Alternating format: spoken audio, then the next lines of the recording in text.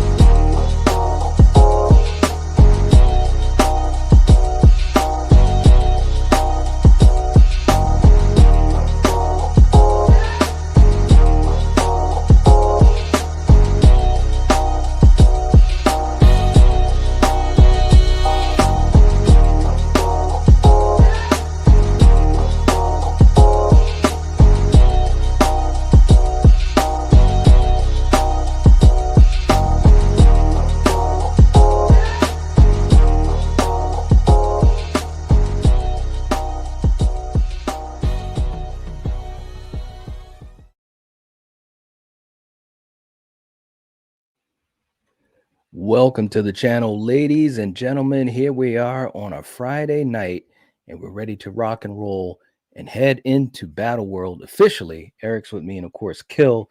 Guys, it's been a little while. Little while. How's it going? It's good to be back. I think I remember how to do this. And you know what's funny? Like I was getting all the different things together, and I was really I felt like I wasn't in as good of a rhythm as usual. You know what I mean? Like I was like, oh crap, that's right. I need this, I need that, I need this. So as I was prepping it, it probably took, at least 15, 20 minutes longer than usual. It was crazy. It's like riding a bike. Pretty much. Just as long as we could just talk, we'll be okay. That's pretty normal. That's natural stuff. Okay. Let's see who we have in the chat. And say a quick blanket hello. We got RJ in the house. Oh geez, he's two of my faves going head to head in the ultimate showdown. There you go. We will find out. Val is in the house. What's up, Val? The general is here. Hey, Val. Good evening. All right, good to have you, Val. This should be a lot of fun. You know, Val's a huge Michael fan. We got Paula in the house. We got Jerry in the house. What's up, Jerry? Good to see you. Russell. What's up, Russell? Val's already started in the comments. Spoof, what's up, Spoof? We got Jeff and Byron's here. What's up, Byron? Long time no see. Hope you're well. Saying I wasn't gonna miss this monumental event. There you go. That's what I'm talking about. You know what's going on. Melissa, what's up, Melissa? Good to see you. And we got our brother from down under, Ninja in the house. What's up, man? Let's see who else. Marty is in the house. What's up, Marty? And Jerry has a channel member anniversary. 17 months. Time sure does fly. It does, man. That is awesome stuff. Thank you so much for all the support. We appreciate it. It definitely makes a huge difference. So much love, Jerry. Kenny is in the house too. All right. And I think I'm caught up. Jeff. Jeff, don't do it, man. Charlie's in the house too. All right. So look, guys, real quick, we're going to get ready to do this thing. But before we start, we want to kind of go over something that we're going to be doing a little bit different with Battle World as we get it back on track and so forth. So Eric, let me first turn it over to you. I'll jump in too. But what we're going to be doing is we're actually going to be splitting Battle World, our, let's say, contestants, which are movies and some of these iconic horror villains.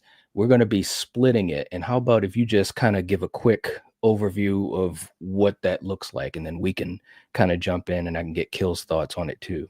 Sure.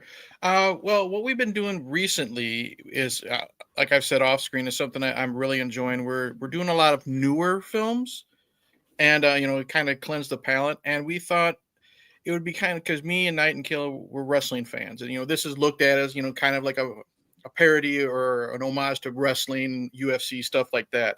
Win-loss records, titles, and we thought, since it's kind of like when Vince McMahon did like the brand split. You know what I mean? We had Raw over here and we had SmackDown over here.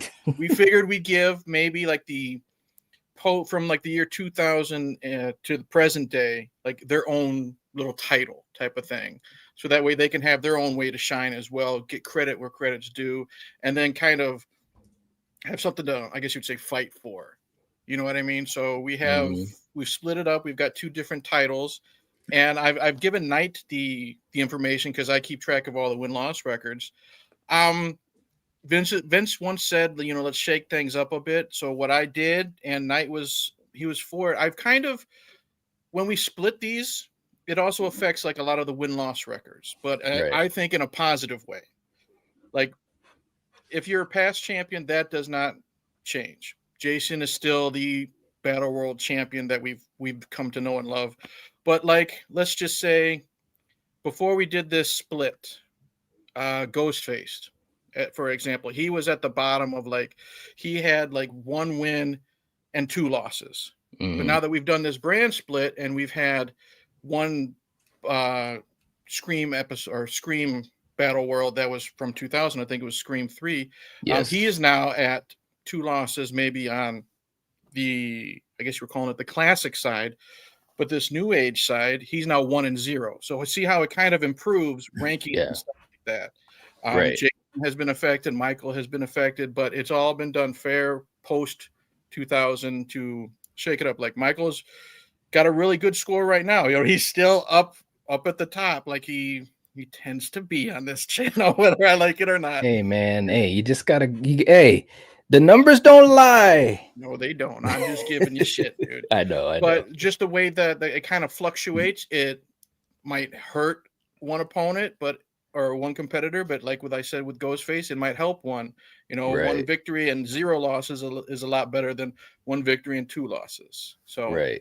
Right. It's cool, man. And so, we've got these two divisions. We got the classic, which is, and Kill, I'll let you jump in on this too.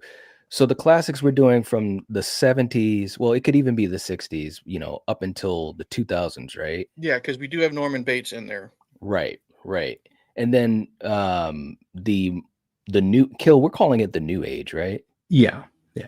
All right. So the new age we've got basically from the 2000s and on. And based upon that, in our last couple of episodes of Battle World, we do have a second champion. And now, first of all, just to back up for some of you guys that may not have followed all of our previous episodes. So in the classic bracket, which is basically the 60s on to down to the 2000s, we have Jason, who still has the title, man. He's still the champion. But from the 2000s and beyond, with a record of 3-1, we have Hereditary, the champion of the new age. So just to throw that out there, which is some really cool stuff, man. Kill, what do you think of this breakup? I think this is great, and that's one of the reasons why I definitely was pushing for this, because as great as Hereditary is, it's hard to beat the classics. It's hard to beat, Jason and Freddie and Michael. I just equate it to, as good as the current Lakers are, to beat the Magic Johnson Lakers from back in the day, or a boxer from back in the day. Right. It's interesting to see that matchup, but you're still gonna look at those classics and think that they're superior on everything. So this way it gives it an even kind of footing, and we get to give shine to some of these new modern classics, the Hereditaries, the Conjurings, things of that nature, that as good as these movies are, with the way that the brackets go, it's hard pressed to possibly beat some of those classics. It's not impossible, but we all know, the classics all hold a dear part in our heart. Okay? That's right. So That's behind me, these are both heavyweight titles. It's just different ones. They're still great, undisputed world championship. They're still good. I want to explain a little bit like how Hereditary became the inaugural champion, because we have, Knight's got a playlist. We always plug the Battle World playlist. We had an Elimination Chamber episode, and we did it by brackets. And Hereditary won 3-0. And we have a rule here: 3 victories, either, that's where you initially get a title shot. Well, since we decided to have this little branch off, it's the inaugural champion. Every federation has an inaugural champion. The fake tournament in Rio de Janeiro, where everybody won the titles type of thing. Right. And we will throw this out there. We did have, because before we made this official, we did have Hereditary versus the Witch. Right. And the Witch was victorious. That's where we get the 3-1. So we're doing like a Money in the Bank type of thing. Anytime we want to, it doesn't matter if Hereditary is still the champion, the Witch will get an automatic title shot whenever we see that type of match being more fun or interesting. Right. And I what I'm really looking forward to is we've done remakes against each other before. Like we've done Rob Zombie's Halloween versus a Halloween from like the classic era, I guess you would say. And now this will actually kind of help win-loss records, because if you think about it, Michael's going to have a win and a loss like he got in that episode to begin with. Well, this way, now it will kind of make some impact. You know what I mean? Right. With the rankings type of thing. So there's lots of possibilities with this. Yeah, I like it. I think it's really, really cool. So that's what we've got planned. And, for our upcoming Battle World streams, it'll be pretty interesting to see how those things shake up and also shake up the win-loss records and so forth. So cool stuff, man. But tonight is the night where we're going deep into the hole. We're going into possible dark territory. We never know. It could be. You guys in the chat, let us know what you think. Give us your ideas. We're going to give the point to the film that we think deserves it. Tonight, the films are going to be Jason Goes to Hell, The Final Friday versus Halloween Ends. And man, I'm telling you, this is this is gonna be crazy, man. All right, so you guys know how we do this. We're gonna bring up the categories. We're going to go category by category. You guys let us know what you think. We won't get to everyone's comment, but if you send in a super chat, we'll make sure to get to your comment and or question. And it also helps out the channel, and we appreciate that. But also, you can put that super chat, those points, to the film of your choice. Okay, so if you send in a $4 super chat, you can send those 4 points to either film. So we'll keep that in mind as well. Okay. So we're going to start off things as we always do. Eric, we're going to start with the posters for the films. So we've got the poster for Halloween Ends, and we've got the poster for Jason Goes to Hell. Eric, who gets the point and why?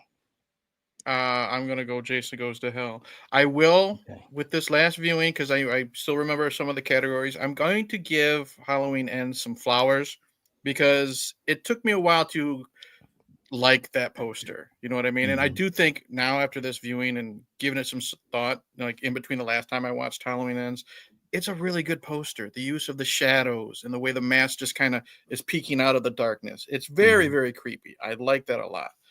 But there's just so much that I love about Jason Goes to Hell. And, there is no bias, regardless. I'm going to say that out there right now. Everyone knows my love for the film. There's not going to be any bias with my choices. The use of the fire, the metal mask. I love how the black pops on the yellow and orange of the flame. And Jason Worm Joker. Now, I do like that look. It does look like a demon from hell, regardless of it being involved in the film. I just think it's a really badass looking poster. All right. Okay, Kill. How about you? What do you think? Okay. I am going to go with Halloween Ends. Okay. And all right. before I go to Halloween Ends, let's put the Jason one back up, because I have issues with it. I'm sorry. All right. Okay. Is this Uber Jason mask? Why is there the silver mask there? That plays no part in the movie at all, unless that's supposed to be the Voorhees blade, or come on, guys. All right. I agree with Eric. I like the flames. That's awesome, especially, what goes with the title, Goes to Hell. That's cool. I'm not a fan of the demon worm snake thing coming out of the mask that has nothing to do with the movie. And the snake has something to do with the movie. The flames, yes. The mask, I think they should have just did like the classic mask or something. Put that fresh mask up or something. Oh, the Mhm. crisp one, man. You remember when he got it from I love Shelley? the crisp one, but this mask should be on Jason X. I mean, Okay, real talk that's here. fair. I mean, now let's go to Halloween if we could, real quick. I love the simplicity of this, but Mhm. I'm a fan of the previous two posters as well. It's just the face, no Mhm. eyes, so it looks like it's just kind of a dead, lifeless husk. It's the shape. I like the little bit of the sparks you see from the fire, Mhm. and just Mhm. I don't know, the way the mask looks weathered, it looks beaten up, like the character in this movie is weathered and beaten up a little bit.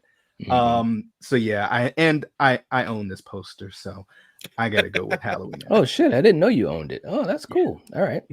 I Real quick I will too. say I think it's my favorite of the Green trilogy posters. Oh, I think so. okay. Yeah. Interesting. Okay.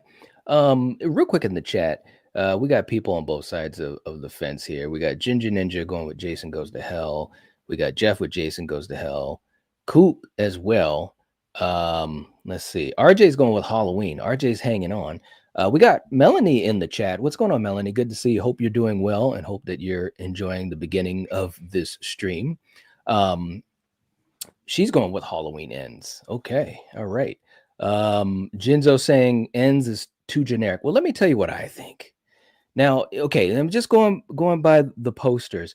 I will say I like both of these posters. All right. Now, again, on Battle World, we are grading these by category. We're Mhm. trying to be, we're trying to really do this in the right type of way to have some fun with this.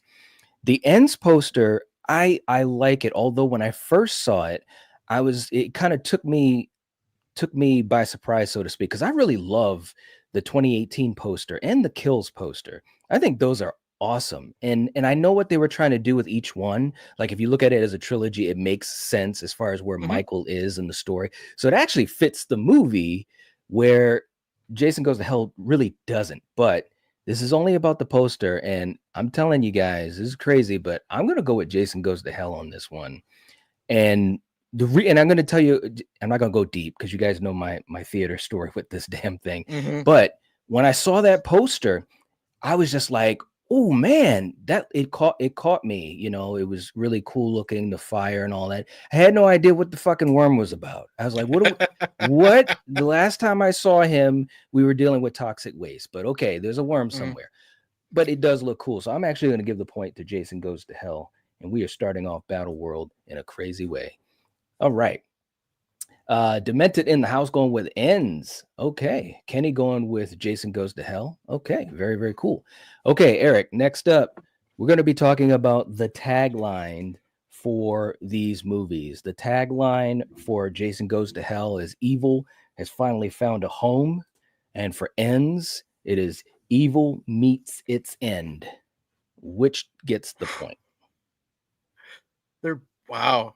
They're both really generic in my opinion. I don't think they're really that great. Mhm. I guess I'm going to pick Jason Goes to Hell because it's the less bad of the two, in my opinion. Okay.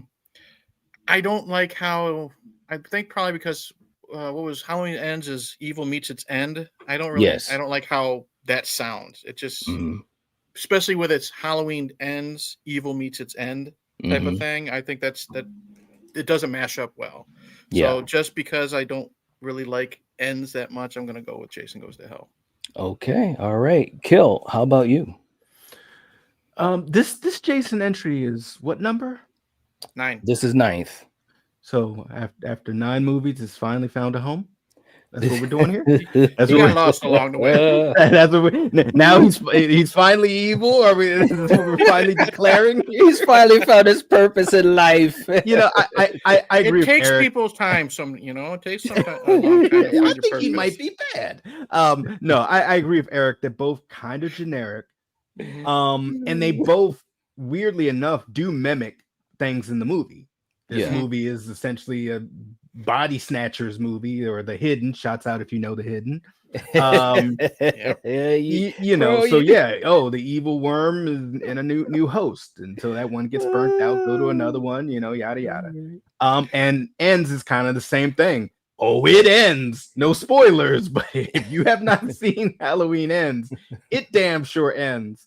I'm slightly going to go with Halloween, just Okay. just because I the whole evil has finally found a home thing kind of just gets me just a little bit like it finally finds a home. I thought it found a home when a little kid grabs a girl out of a canoe and drags her down. I mean, that's just me. If that was real or not, shouts out to Coriander. So yeah, I'm gonna go with Halloween Ends on this one. Hey, bro, she's watching this tonight. She's like, I wish I could have been on with you guys. I'm like, yeah, I know. You just wait. All right, so you going with ends. Okay, real quick, let me jump into the chat. Paula is going with Halloween Ends. Okay. All right. And we got Melanie saying for this one, I think Jason Goes to Hell. All right. And by the way, and Melanie, thanks for being here tonight, and hope that your journey with your YouTube channel is going well. If you guys haven't had a chance, check out Screen Queen Reviews. Very, very cool. And Melissa saying doesn't like either movie. Well, Melissa, we got to pick one. Mhm. we got to. Jeff's going with Jason Goes to Hell. I didn't like either tagline, and I picked one. So Same here. It's true. Val says both are cheesy. I have to give this one to Jason Goes to Hell. Grabs my attention a tad more. RJ is going with Jason Goes to Hell. Melissa is going with Halloween. Okay. Let's see. Melissa, this is going off in here. For me, I agree. I think both are pretty generic. But you know, just going off of the wording alone, I'm gonna go with Ends, and I'm gonna tell you why. And it's almost Kill. I mean, you'd almost think we were brothers, which we are. But Right? you hit it on the nose. Like when it said evil's finally found a home, and I don't know, it just didn't do much for me. Like I get what they're saying, you know, because he's going to hell, but Mhm. it's kind of like, bro, you've been dead since Friday 4. That was 5 movies before. You know what I'm saying? Yeah. You know, and okay, whatever. But with Ends, it's short, it's sweet. It's not great either. I think both are pretty generic, but it says evil meets its end. We knew it was Halloween Ends. It was the end of the trilogy, and we were wondering, you know, if he was going to die or if it was Laurie or whatever. So I'm just gonna go with Ends on this one. But both are pretty generic. Okay. Next up, we're going to talk about the opening. Eric, let's start with you. The opening is usually a couple of minutes. It might even be 15 minutes or so. Which opening do you like better? Okay, I'm going to with Jason. I'm going to go all the way up until he's blown up and Yes. we see Creighton Duke, Yep. and then it's the whole Corey sequence for Halloween Ends. Yeah, I think that's agree. about fair, at least. Mm-hmm. I'm gonna go Jason Goes to Hell, and here's why. It shows that all bets are off. You know what I mean? And that's regardless of what people think. You know, after that, I don't know where they're gonna go, and that gets my anticipation going. It's a pretty decent action sequence for what it is. I don't mind the beginning to ends. My problem is, and I get it, you know, because it was part of the scene. I just thought the kid being babysat was just a little too unbearable for me, and that might go to another category later on if that comes up. And I think that's just kind of what turned me off. I know Okay. he had to, for lack of a better term, I know he had to be kind of like a little brat, you know, because Corey had to be after him, and it served a purpose, but I think that just turned me off a little bit too much, even though that oh shit moment was an oh shit moment. If you know, Right? you know. Yeah. I did not see that coming. I'll say this. I'll give it some flowers. That oh shit moment was more of a moment than Jason getting blown up, even though I prefer that opening. Yep. Okay. Kill, how about you? What do you think? You know, this one's a little tough for me because I want to give flowers to Jason because you actually see him. You don't see Michael in the beginning of his. That's true. But you see Michael a lot more in his movie in totality than Jason in his. I do like the Friday opening because it's your traditional opening, girl in the woods being chased. Come to find out, she's a snitch. She's undercover. Snitches get stitches. She's undercover, and they just shoot him up. And I'm just like, okay, that was different. Yeah. But that oh shit moment in Halloween, that Yeah. I was not expecting that, because they do kind of a bait and switch a little bit. You're expecting, oh, am I going to see, am I going to see Michael? Is this, what's Right. going on? And then, Hollywood is they tiptoe around what happened in that oh shit moment a lot. But in this movie, they're like, hey, you're 3 minutes in. There you go. That's what's going on in this. And if you know, I'm not going to go into deeper on it. With that being said, I kind of don't really like either opening that much because it plays on my expectations, and things that I feel were missed opportunities. Like I want to see more Jason. I don't want to see him get blown up. Right. And like I want to see Michael over here. I don't want to see that thing that happened that I'm not going to speak of. Right.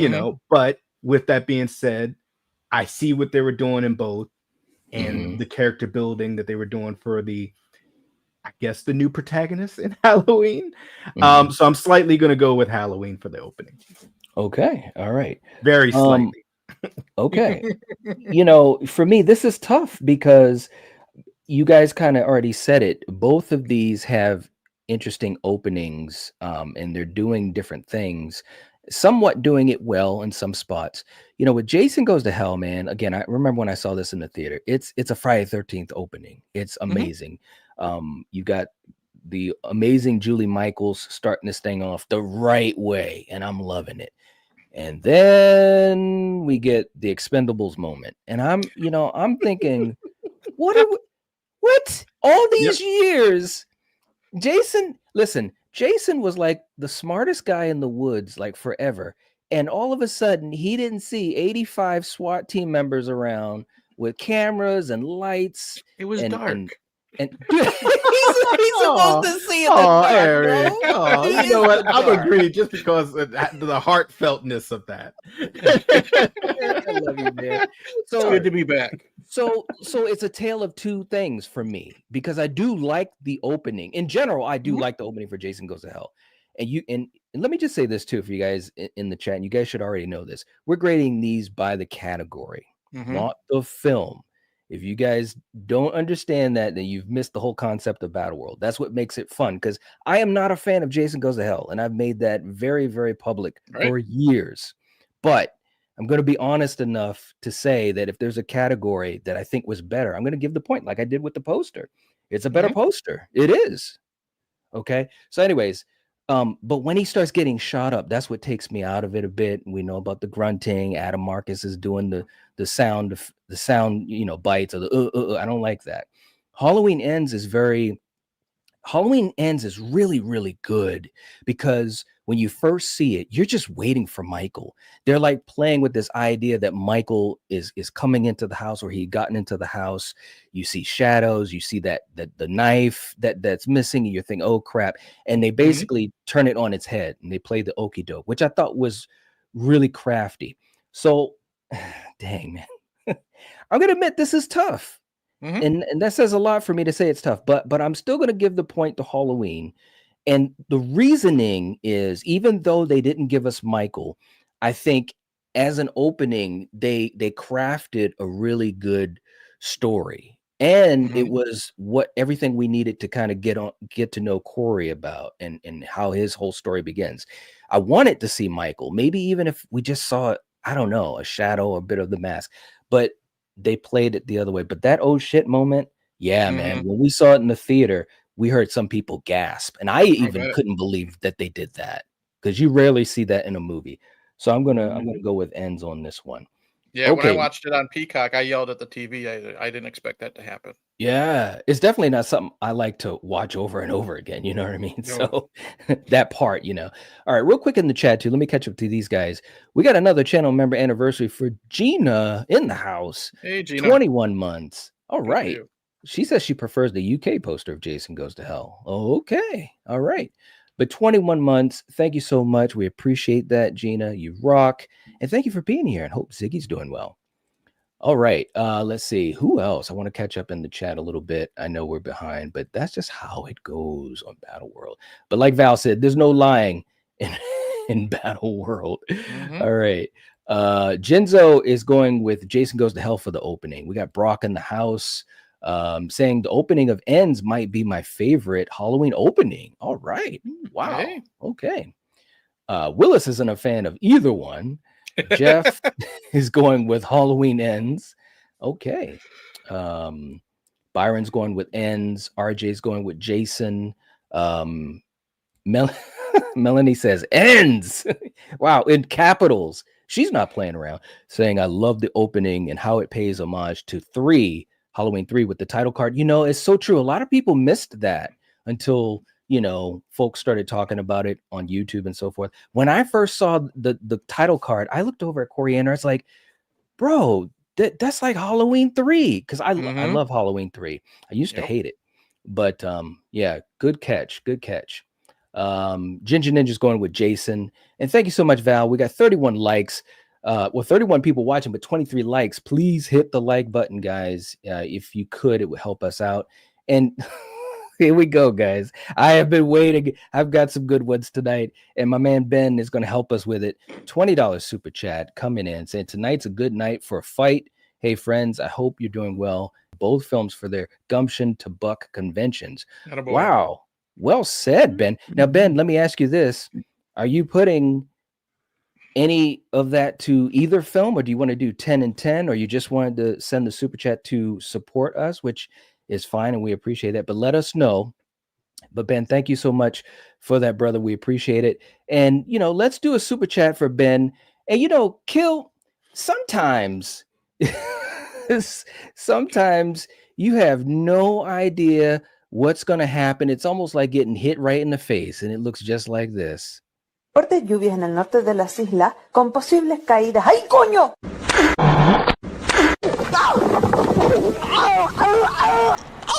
Oh, I think she is. Yeah, she's hurt. She took a hard fall off there. Okay. Boy, gosh, I hope she's okay.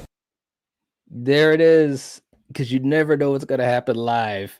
There it is. The look on Eric's face, Eric's like, there's so much to process from that, man. Those slap fights scare the hell out of me. They really do. They do. But oh my God. It's not just that the woman fell, but you mix the lady on the stage waiting a good 5-10 seconds to help her, and then you got the cameraman still filming, wondering what should I do. And I know. And the newscasters, oh geez, I guess she's hurt. Yeah, I guess she is. All I know is the first lady that was doing the weather. When you fall and you see the heels fully in the air, bro, that's one of those Looney Tunes Tom and Jerry falls, and I feel so bad for all of these people that fell. But geez. All right, real quick too, Scott's coming in with a super chat, a $5 super chat, saying, hey fellas, sorry I'm late. I love the Halloween Ends opening. All right, so Scott, I'm assuming we're going to put that $5 as 5 points towards Halloween Ends. So let me know just to be sure. And Ben, also, I want to make sure I get that correct. And Eric, if you happen to see that, let me know. I'll pay attention. All right, and I think I'm almost caught up to these guys in the chat. I just want to make sure. Jeff, you're cracking me up. We got Freddie in the house too. And Val said, oh my God, the look on Kill's face. I know, they're like, what? What is this clip? All right, next category. Let's see what we've got. The music. Eric, when we talk about the music, which film has the better music or soundtrack, I'm going Halloween Ends. As much as I love the score in Jason Goes to Hell, and I really love that my favorite score in Jason Goes to Hell is when the autopsy's happening. You know what I mean? Harry Manfredini takes a little bit of classic and then ups it a little bit, but they do the same in Halloween Ends, and they do it much better. It's like I've said before, whenever we do music for a Halloween film, that theme is so iconic, it transcends Halloween movies. You know what I mean? There could be people like my daughter, she doesn't know who Michael Myers is yet. You know what I mean? But she hears that theme. Oh, that's the Halloween music. It's that good. So gotta go Halloween Ends. All right. Kill, how about you? This category is always the cheat code for Yep. Halloween. This is the up, up, down, left, right, BA, select. Contra, start. man. If you know, Yep. if you know. Contra. Look, what else can I say that Eric hasn't just said that I haven't said a million times in all of these shows that we've done? It's very hard to beat the Carpenter score in Halloween, especially when you take it and you mix little things into it, you change it ever so much that a person like Eric or myself or Knight, like, I see what you did there. I like that. I like that. You know, no disrespect to the score, just like Eric said for Jason, it's a good score, but this is the cheat code. Every time like somebody goes against Halloween, it's like you better come with the best music on earth. Mozart better rise from his grave and do your score to possibly beat what Carpenter did. All right, so I don't even know what to say, man. All right, and we don't write any of this down, guys. We do it live. We do it live. We do it live. Okay, for me, again, I'm going to echo what you guys said. It's got to go to ends, and it's not even close, really. And this might be the best soundtrack of the 3 Halloween films, and I love all 3 soundtracks. And I do have all 3 of them. Holy crap, I've got all here. So, that's all I can say. It wins. Okay, in the chat, let's see. Paul is saying can't beat the Halloween score. Halloween ends. Okay, Byron's going with Halloween. We got Amy in the house. Welcome. Hope you're doing well. Hope you're enjoying the conversation here. And let's see. I saw Jeff. It says, I'm going with Jason Goes to Hell with the music. There you go. Freddie saying, I love Harry Manfredini's score. Absolutely. It's classic. Melanie saying ends. It does a perfect blend of nostalgia and new. Well said. Okay. Now, Ben. Yep. He's going to put 10 points to Jason Goes to Hell for nostalgia and 10 to ends for its complete swerve. Okay, so we got 10 points to each. Very cool. And Scott said he's going to put 5 points to Halloween Ends. Okay, so very cool. We're caught up with the points. Thank you guys for helping us decide who is going to win this thing tonight. And let's do one for Scott. Kill. Sometimes, even when you have a workout partner, you don't understand what's going to really be happening. And it might look like this. Good, get the out of my face. Don't got no time. You're in my house now, girl, and we have prison rules. There we go. There we go.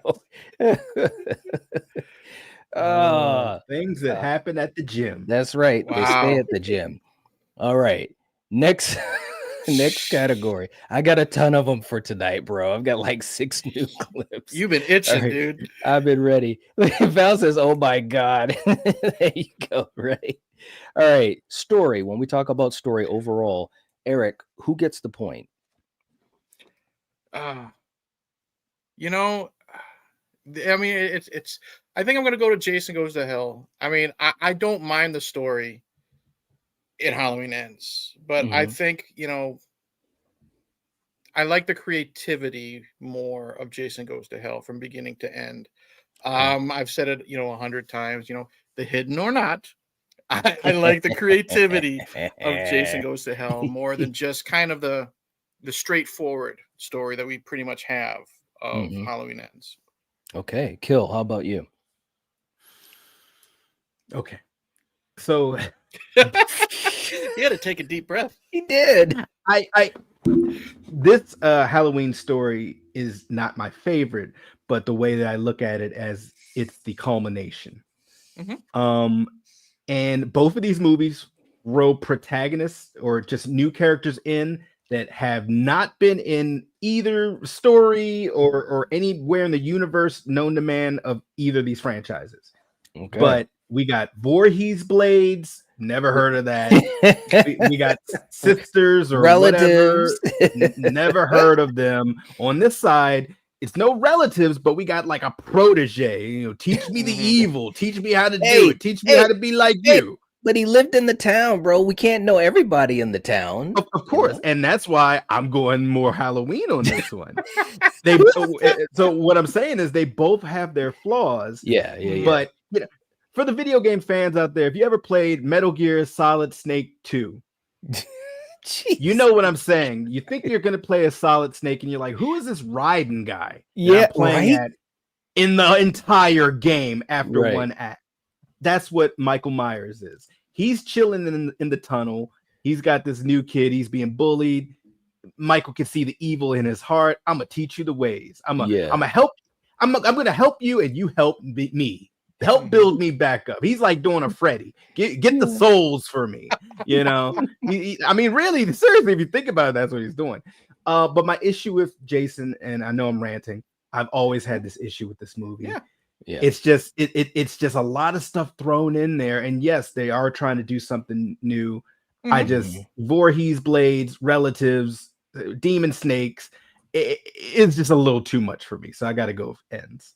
Okay. All right. For me, this is tough. And I can't lie. This is tough. And it's so hard I can't even believe it. It's tough because I think with Halloween, okay, here, let me try to, I'm going to try not to rant. Both movies had some good ideas, some basic good ideas for a structure. And I think both kind of missed out on what they could have done.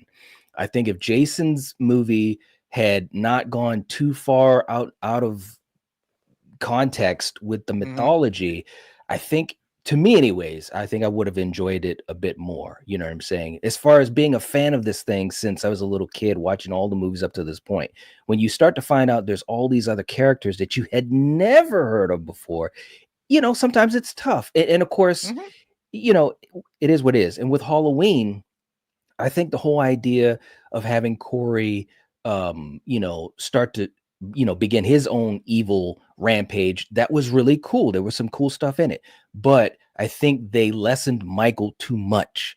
And that kind of took away some of the strength this film could have had because it's the end of a trilogy. Okay. God, man, this is rough. That being said, I'm going to go with ends. Because even though I don't think they had Michael in it enough, Michael was a part of the whole film. Michael's presence was still being felt. He was still the infection of the town and all that stuff. I've talked about it 1,000 times. With Jason, I just never got on board with the whole hidden aspect. And I think it could have been done in a better way if they were going to go that route with making him that supernatural. I mean, he already was supernatural, but now passing it on from a body to a body, I just think that went a little too far. So but I did have to think about it. So I got to give credit where credit is due. I had to think about it. And it's actually a bit closer than I would have been comfortable of saying. So I'm barely going to give it the ends on that one. Okay. In the chat, we got a lot of stuff going on here. We got Jinzo going with Jason Goes to Hell. Russell going with Jason Goes to Hell. Byron is going with Byron is a huge Halloween fan. He's like the ultimate Halloween. Wow. He's Good going for with you. Jason Goes to Hell. If Corey was introduced in 2018 or kills, I'd give ends the advantage. Okay. Freddie's going with Jason Goes to Hell is absolutely weird. Okay. And we got Jeff coming in with a $20 super chat. All right. Saying the story of Jason Goes to Hell. We got 20 points going to Jason. There we go. We're getting some love for the hidden. There we go. Attaboy. First of all, though, but seriously, Jeff, thank you so much for the super chat. That definitely makes a difference for us here at the channel. Helps us to do streams like this, especially on Friday evenings when we were trying to schedule this out. But we made it work, and it's thanks to support like you and so many other people. So thank you. That was very generous. Let's do a clip for Jeff. And Kill, sometimes when you got to hold something in, it just gets to the point where, man, it's going to be a big thing, and it might look like this.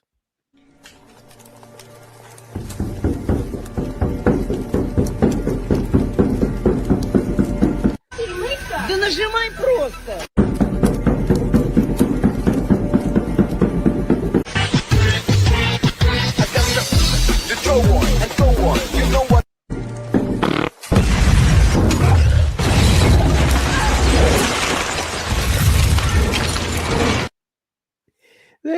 There it is. Wow. Wow. I knew that was coming. Did you know?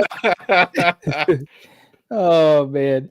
Jeff, thank you so much for the super chat. He said Michael's hanging out in the sewers. He's looking for the turtles, having a good time eating pizza. There you go. There you go. Thank you, Jeff. Val says, for me, the story goes to ends. It's the one that you have to look beyond the surface.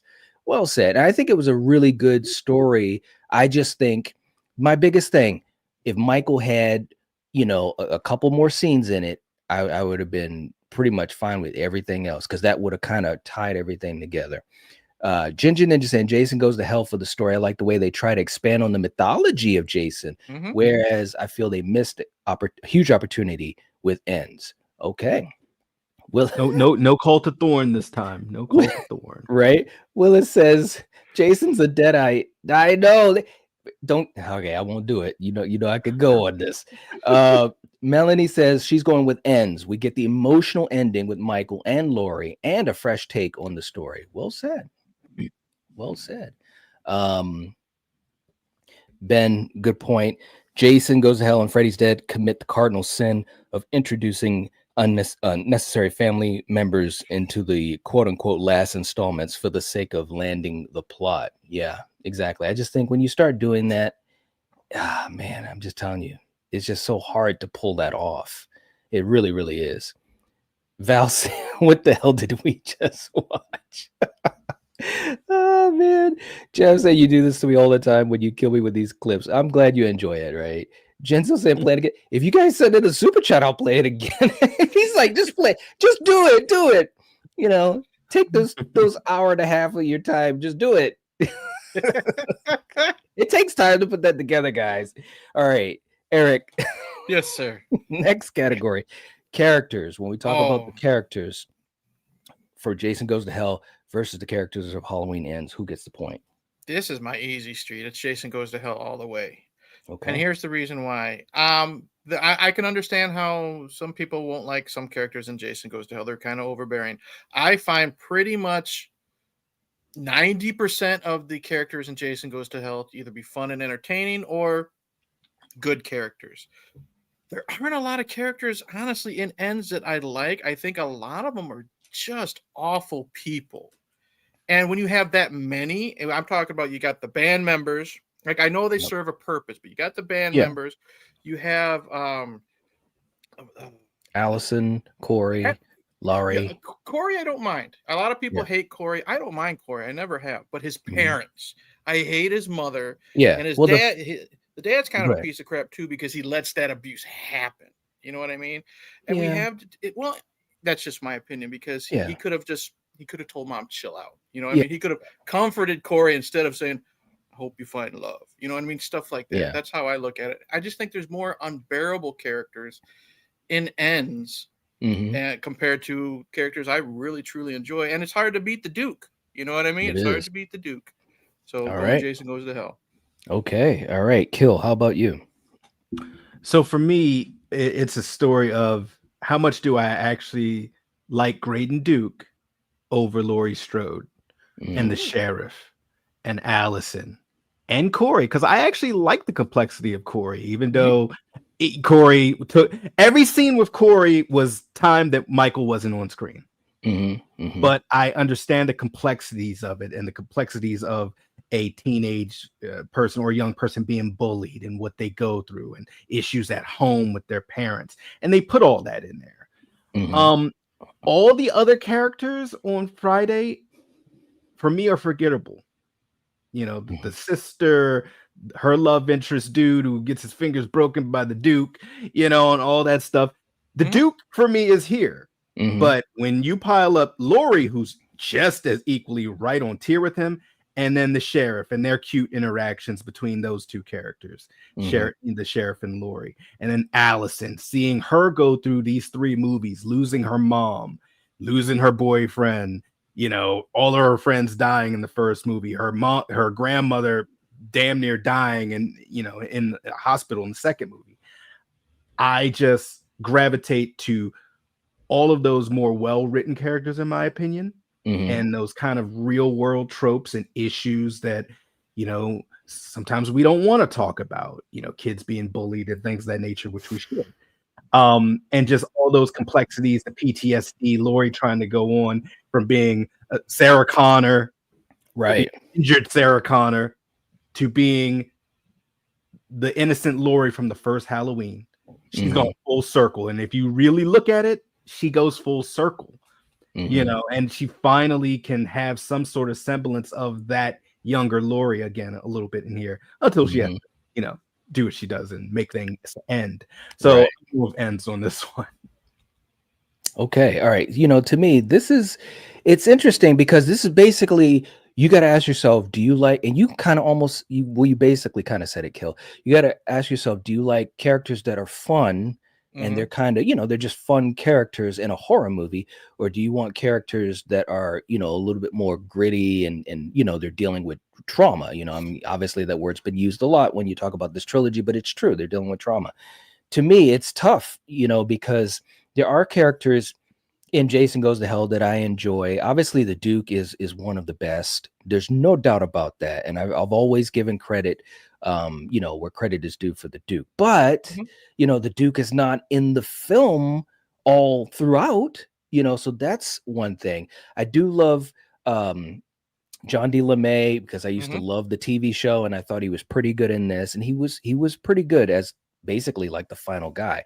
But other than that, everybody else was kind of peppered in here and there. Then with Halloween, I think a big thing also you have to ask yourself is, what do you think of Corey as a character? Now, me personally, I didn't have a big issue with Corey because I was so interested in his story. Like when I first saw this movie, I'm like, okay, where is this going? You know? And, you know, I think that when you look at the performance, I thought it was a pretty good performance, to be honest with you. You know, seeing that trend, I mean, we basically saw someone how they could become the Shape in his own way, you know, not at the same level, but you know what I'm saying, his transformation into that.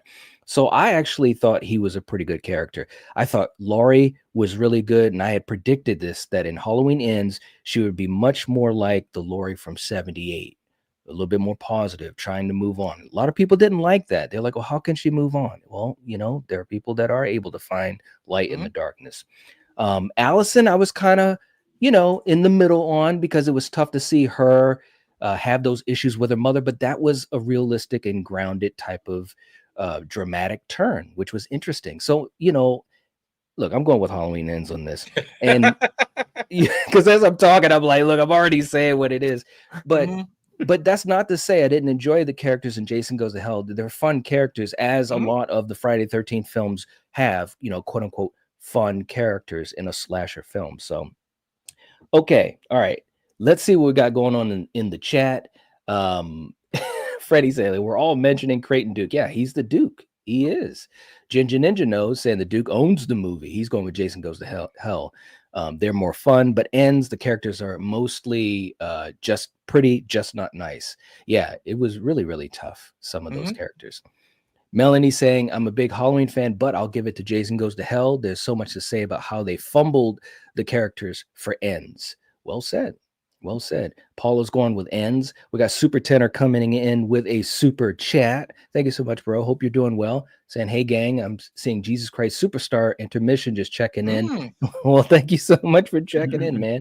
Hope you're doing well. I know I caught this a few minutes after you sent it, so I don't know if you're still here, but thank you so much for the support. We appreciate it.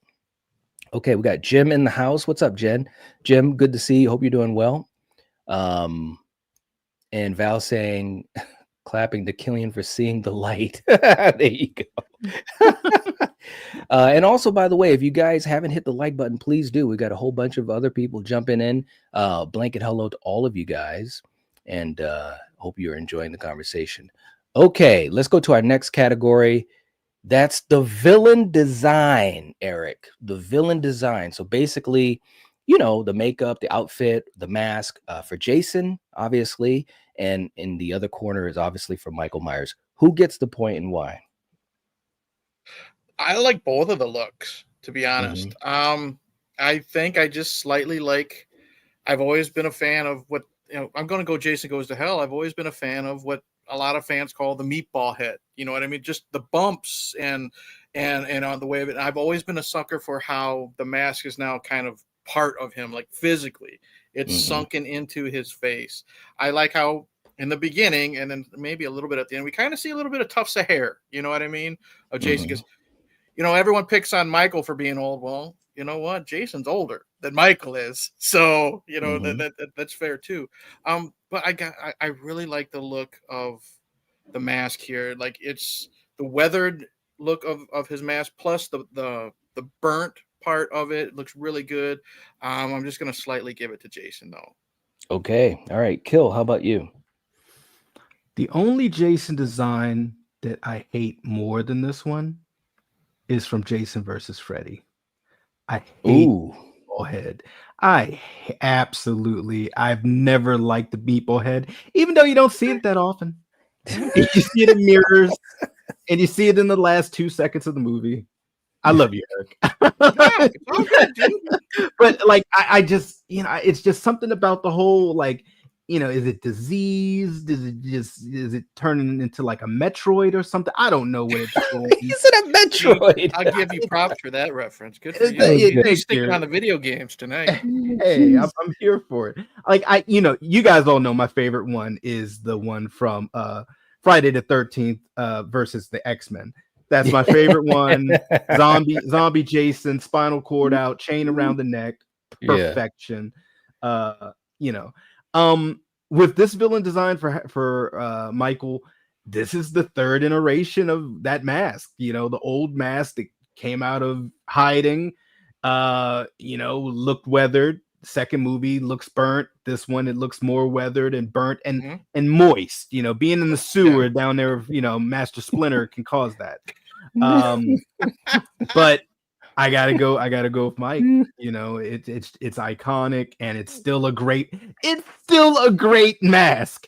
Yeah. Burnt, weathered, and wet. It's still better than 85% of the masks that we've had in this franchise. That is so true. Yeah. All right. So to me, I didn't want to interrupt you. Yep. I asked Super Tenor. He said that $5 goes to Halloween Ends. Okay. Make sure you knew that. All right. Yep. I'll put that down. Thank you so much. So we got 5 points to Halloween Ends. Okay. For me, this might be the easiest one of all. It could be the easiest one of all, because I've said this time and time again, I'm not a fan of this Jason look either. When I first saw this in the theater, I almost had a heart attack. I really did.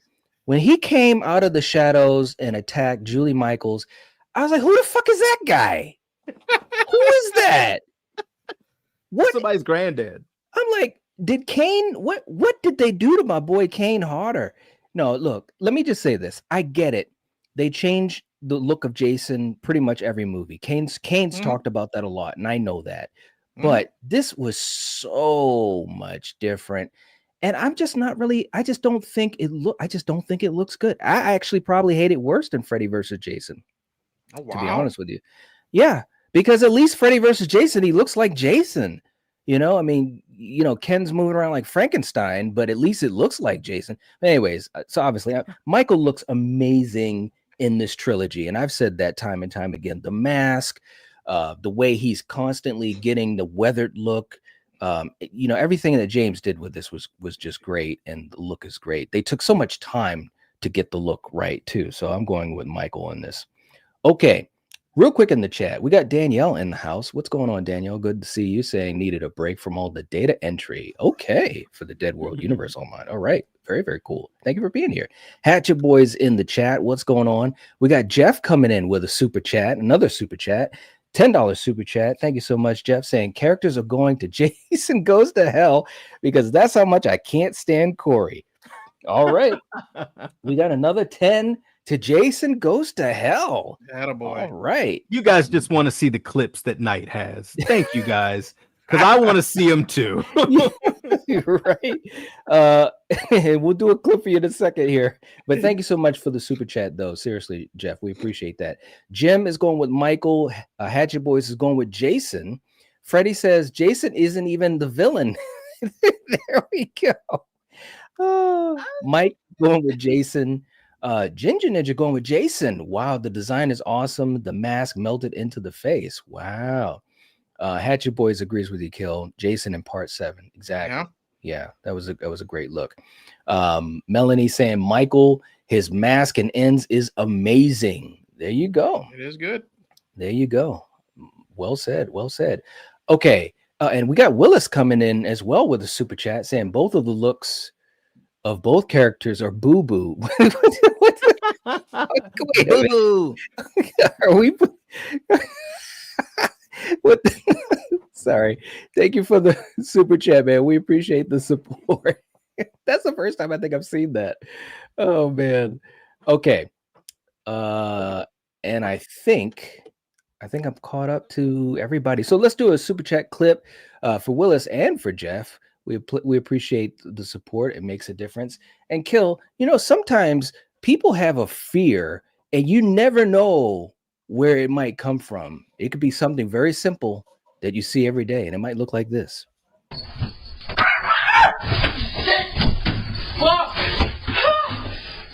Stop. Okay, sorry. Oh, fuck.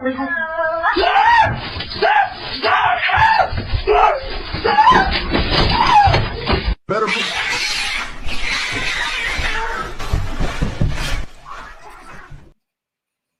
Wow. You just never know. And that's why I'm a dog guy. Yeah. I love them all, but Yes. Okay. All right. Next category. These guys are getting the laugh out of that. Next category. The directors. We've got David Gordon Green or Adam Marcus. So, Eric, when we talk about the directors, which director did the better job with their film? In my opinion, I'm going with Adam Marcus. Now, I've said it. Now, we've discussed this David Gordon Green trilogy many times on this channel, with myself included. I've given him his flowers. He's won me over. Not 100%, but I've given him more credit than I used to when I first saw his film. But the reason why I'm giving credit to Adam is, this is for me personally, is he made such an entertaining movie, somewhat with his, and this is his first film. This is like, he's straight out of college. This is his first film. His hands are kind of tied with some stuff that he said Sean Cunningham would and wouldn't let him do. And I think overall, from beginning to end, he made a very, very, very fun film.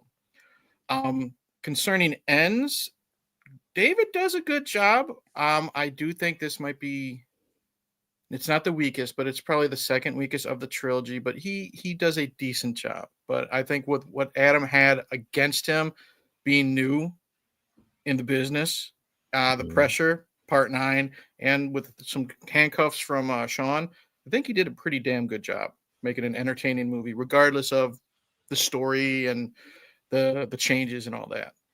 Okay. All right. Kill, how about you? For me, I'm gonna go David Gordon Green, and my reasoning for that is, even though, in my opinion, this is the weakest of the films, the story is there. It's cohesive. It actually wraps itself up. He takes the risk of changing essentially the protagonist, and to varying degrees of, we like it, we hate it. I'm kind of in the center. I don't hate it, but I wanted more Michael. And to also take the chance of bringing in kind of real world things into the horror fantasy, PTSD, being bullied. I've said this time and time again.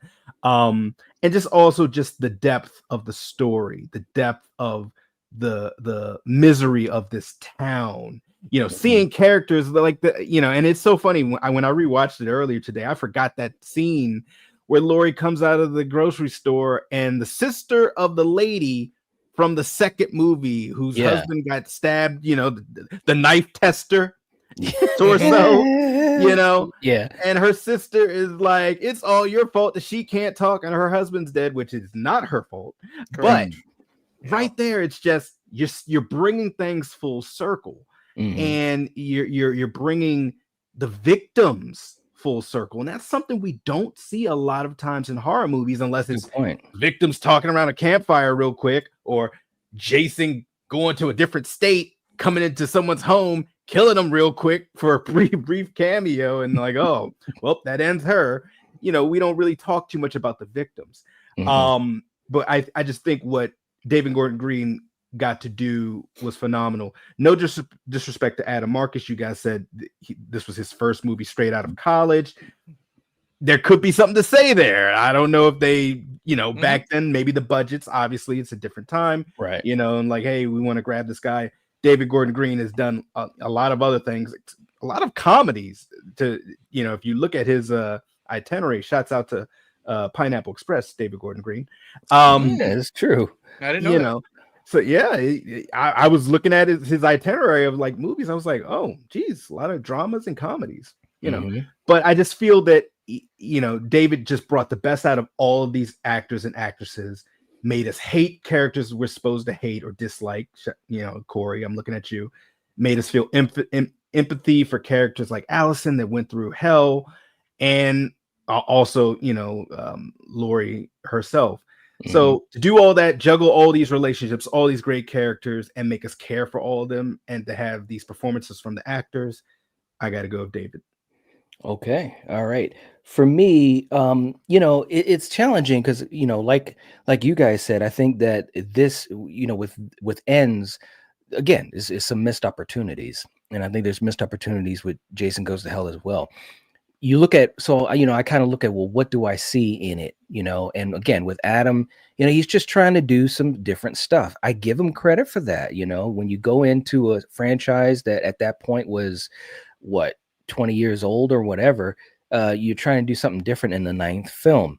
I just think that it was just too far out there. And it didn't have enough of that identity. That being said, with David Gordon Green, some of those choices that were made were challenging as well. But I will say that when you look at Corey's story, and a lot of people hate the character. Well, you're supposed to. He becomes evil. He kills people. If you love Corey, there might be some issues going on. So you're supposed to hate him. You're supposed to see him go through an arc, and he does that in the film. Now, to me, what makes me pick one over the other is how the film goes from the beginning to the end. And Kill, you took my thought, the idea of this ending the story, which I didn't know they were going to do that. We were all speculating before we saw this movie. We did not know if it was going to be kind of an open-ended ending like 78, where you don't know what happened. They were like, no, we are taking him to the compactor. It's over. So I'm gonna give this one the ends, because I think that what he was able to do with the actors was have some really interesting performances, like that father of the child that got killed, like that scene in the pool hall. That was a good scene. Like you don't see that in horror movies a lot, or I should say in slasher horror films, and other types of horror, other subgenres you can. But, I think they dealt with some really cool stuff, and, the director has to kind of keep all that together. So that's where I'm going to go. All right. In the chat, we got Ginger Ninja saying the pacing was off and ends for me. While it wasn't great in Jason Goes to Hell, it moved a little bit faster. So he's going with Jason Goes to Hell. Okay. Freddie saying, is Jason X the final film in the timeline? As of this point, yes. Yep. Let's see. Melanie's going with Adam. Mike is going with Adam, and Jeff is also going with Adam. Okay. We got a super chat coming in from Dale. Thank you so much. $10 super chat. Saying both the movies suck. Jason Goes to Hell at least has Kane Otter and a naked Julie Michaels. I really hate Jason Goes to Hell. Ends was just badly written. Okay, so Dale, do you want to put that $10 to one of the films? Because you can do that. I asked him. He said no. He said it goes to the Night Watch community. Oh, okay. Well, hey, thank you so much. We appreciate that. Seriously, that means a lot. So let's do a quick clip for you. Sometimes when you think that you know what's going to happen, it may not, and it could look like this. Kill. You tried to play the game, but it's driving you insane. Jumanji, danger in the jungle. Jumanji, there's a lion in my house. Come on, man.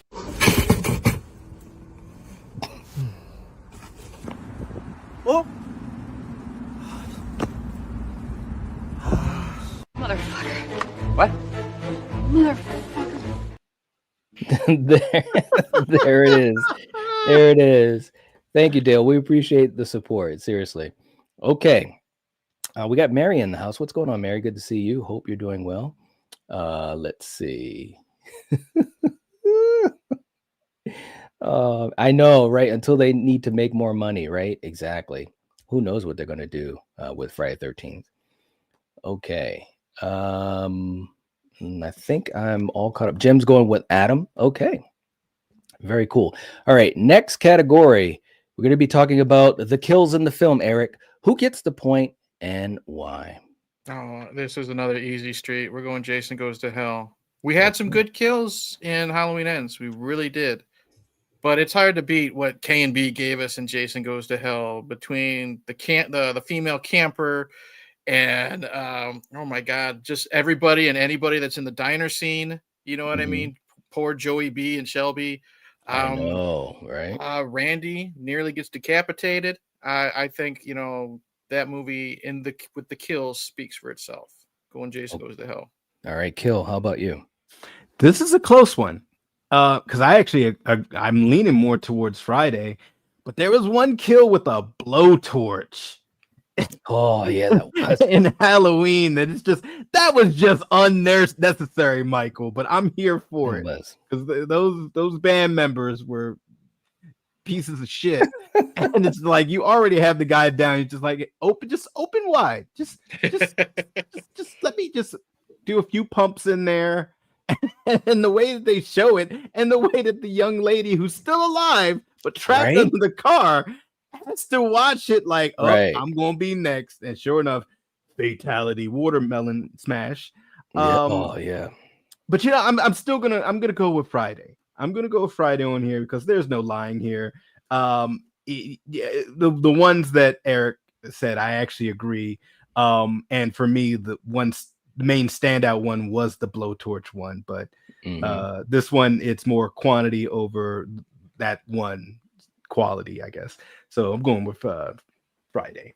Okay. All right. For me, this one is, I don't want to say it's close, but I will say, like you said, Kill, the blowtorch thing, it was just like, wow. The only thing that would have made it better, and of course, it might have been a little too much, because sometimes kills in certain films, there's a line in the sand. You know what I'm saying? You're not in a Terrifier movie, so to speak, right? So there's a difference. So even though you couldn't see everything in the after effect, you got it. And I thought that actually was a good choice they made for it. But I have to give this point to Jason Goes to Hell, because that tent scene, bro. I'll never forget when I first saw that. She gets split in half, bro. It's like the only thing that would have made it. It's a great kill, and so I appreciate that. And especially when you see the unrated, and you can kind of appreciate all the practical work. So that's great. The only thing, and I know you guys are gonna hate me for this. The only thing that would have made it better is if it was Jason. In Jason body. That's all. Look, man. Look, I did. This is true. Dude, I'm just we can go back and forth on that later on. Baby. We already have. Don't worry about I know, but I'm just saying, it would have made it better. Eric, don't you think it would have made it better though if you saw Kane in the Jason outfit, dressed as Jason doing it? Maybe it was, of course, it'd have to be a little bit of a different camera angle, but that would have been so cool to see that. Come on. I wouldn't give a shit. Like that kill is so good for me. It is good. It is. I'm saying, could it be better if you saw Jason? Could it be better? Me personally, this isn't our usual joking. I don't think so. No. Really? For me personally, no. All right. What do you think, Kill? Do you think it could have been better? I think it could have been better because it would be me seeing Jay. And the same could be said as like, oh, Corey killed this character, yada yada. It would have been better for me to see Michael. Right. It's not taking anything away from the kill. It's still an impressive kill. Right. But it could have been at next level if I see my guy. Yeah. Good point. No, okay. I don't get me wrong. I get your point 100%. It's just to me, I'm grinning from ear to ear, Jason or Coroner. It doesn't matter to me. Yeah. Yep. All right. Freddie saying the tent kill is awesome. Ginger Ninja saying not enough kills and ends, but come on, Jason Goes to Hell has some very creative, fun kills. It does. That's definitely a strength of the film, no doubt. Melanie says, ends. The kills were intense, made me wish even more make me wish even more that Michael did them all. Haha. Yeah, absolutely. It would have been cool. Like I said, that was one thing that that they missed out on. Okay. Dale coming in with another super chat saying Corey's an adult. Why is he getting bullied by high school teenagers? What the hell? He's a young adult. He's like, maybe a year or two ahead of them. But thank you so much for the super chat, Dale. We appreciate that. But yeah, I mean, he's an introvert. That's the whole point of it. If he had beaten up the bullies, right, then he wouldn't have had that journey to become what he became, right? It wouldn't have been the same. He was like an introvert. He was getting like verbally jousted with the little boy he was babysitting. You know what I mean? Instead of saying, shut the fuck up, I'm your babysitter. He was like so introverted. So I think, granted, yes, it makes him look like a wuss. But I mean, there are people in the world that are introverted like that. So, well, here's another thing. Look at the abuse he takes at home. He's used to it. So he's going to take abuse from a 6-year-old or some dweeby band members or whatever. You know what I mean? Yeah. It doesn't matter who's picking on him. He's going to take it. Yeah, no, that's a good point. And here's the other thing too, and we all know this thanks to our boy Paul from Friday 13th Part 2. Some people just can't fight, just like Paul.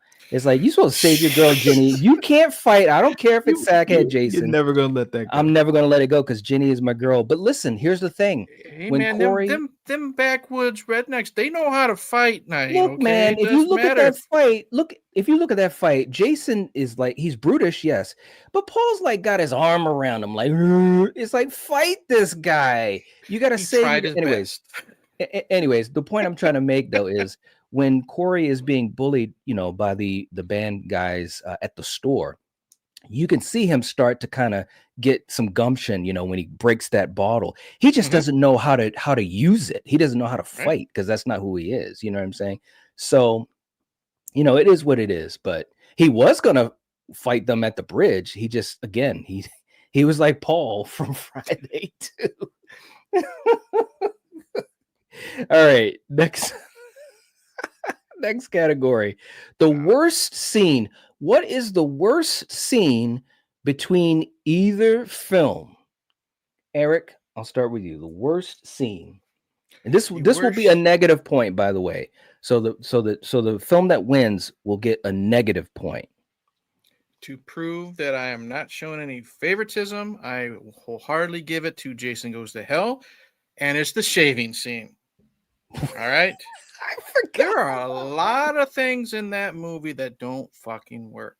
I admit that, and everyone knows my love for that movie.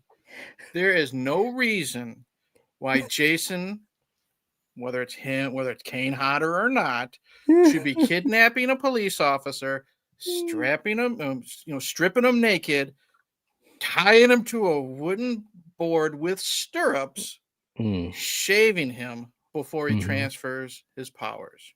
Nope. Take away the point. Wow. Okay. Kill, how about you? What's the worst scene between Mine either is going to be simple and sweet. That is a bad one. That's a bad one. But for me, it's just bringing up shit that never existed. Essentially pulling out the Voorhees sword out of your ass like the sword of omens. Yeah, where is this coming from? The Voorhees sword. Well, the legacy of the Voorhees family. They crafted a sword and made out of adamantium back in the Middle Ages. Like, it's like,